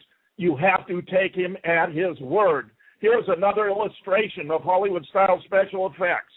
2 lime green civilian fire trucks showed up at the Pentagon and extinguished the very modest fires that were there at the time. They happened to be in the vicinity. It took about 15 minutes. There was a chain link fence, a couple of cars, 2 enormous steel cables, unbroken windows around the hit point. There was no messy pile of debris from a 100-ton airliner, no wings, no bodies, no seats, no luggage, not even the engines, which are virtually indestructible, recovered from the Pentagon. Later on, the rumor circulated that the Capitol was next, and all the members of Congress poured out onto the steps in front of the Capitol and peered across the Pentagon and saw billowing black smoke. And I asked myself, well, what in the world? I mean, those civilian lime green fire trucks, they put it out. Where'd that come from? I looked into it, and I have 3 photographs I turned up initially, which you can find on some of my websites, say 7 questions about 9/11 being an illustration. They were coming from a series of enormous dumpsters. It was a prop. It was a Hollywood-style special effect. Another guy at 9/11 Truth came through Duluth in 2006 and showed me 44 more frames taken from a different angle where you could see daylight between the building and the dumpsters. It was a hoax. 9/11 was a fabricated event intended to change our foreign policy. So instead of never attacking any country that hadn't attacked us first, at least officially, now we became an aggressor nation. We have become the greatest aggressor nation in the world. Barack Obama has sent troops into more countries than George Bush and Dick Cheney did during their 2 terms already. It's completely outrageous. Isn't that funny how that worked out just perfectly? It did. Jim, I'm so sorry, man. We're out of time. We're at the close of our program. You've been just a marvelous guest, a wealth of information, and we'd love to have you back. We really would. Could you just, one last time for those listening, give out your websites, the websites that you feel specifically that... For about a dozen articles on 9/11 and a dozen articles on JFK, the latest research, just do a search on Veterans Today, Jim Fetzer. My radio archive, over 600 shows, is at radiofetzer.blogspot.com. And then there are 2 other sites. There's the online journal for advanced study of the assassination of JFK at assassinationresearch.com. And then my public issues website, which has a variety of many different issues dealt with there, which includes a link to the Costello visual tutorial about the faking of the Zapruder film, assassinationscience.com. And Doug, I'd be delighted to come back absolutely anytime. Oh, Jim, God bless you. I want to thank you very much for your time. Your research sounds like it's so very much in-depth, and so much more could be said on the topics we covered today. We'd love to have you back on, and we really appreciate your time tonight, Jim. My great pleasure, Joe. You guys are doing a great job. Well, you are as well, my friend. Keep the faith, and together, united, we will do our best to attack this beast that's attacking us. That's all I can say is Wow. What an amazing guest. Jim, thank you so much. God bless. Take care. We'll talk soon. My pleasure. Thank you both. All right. Folks, that was Jim Fetzer. And I'll tell you what, he's got more credentials than anyone and his writings. Folks, you've got to really check out his writings. Professor Emeritus, McKnight's Professor Emeritus at the University of Minnesota Duluth. Extensive research into the assassination of JFK, the events of 9/11. And also, one thing we didn't even touch on was the plane crash that killed Senator Paul Wellstone. And that's something I've researched at length, and I have a lot of stuff on that on my other computer. But we should talk about that this week. We have to, yeah. There's so many things that have led up to the point where we're at right now. And folks, some things, isn't truth a little bit uncomfortable when you hear it? I mean. We don't have to agree on planes, no planes, how the buildings were brought down. The point is they were demolished in some capacity by criminal elements of governments around the world, the New World Order, and the same people that did that are the ones that are pressing the people around the world now. They're the ones bringing in the satanic agenda,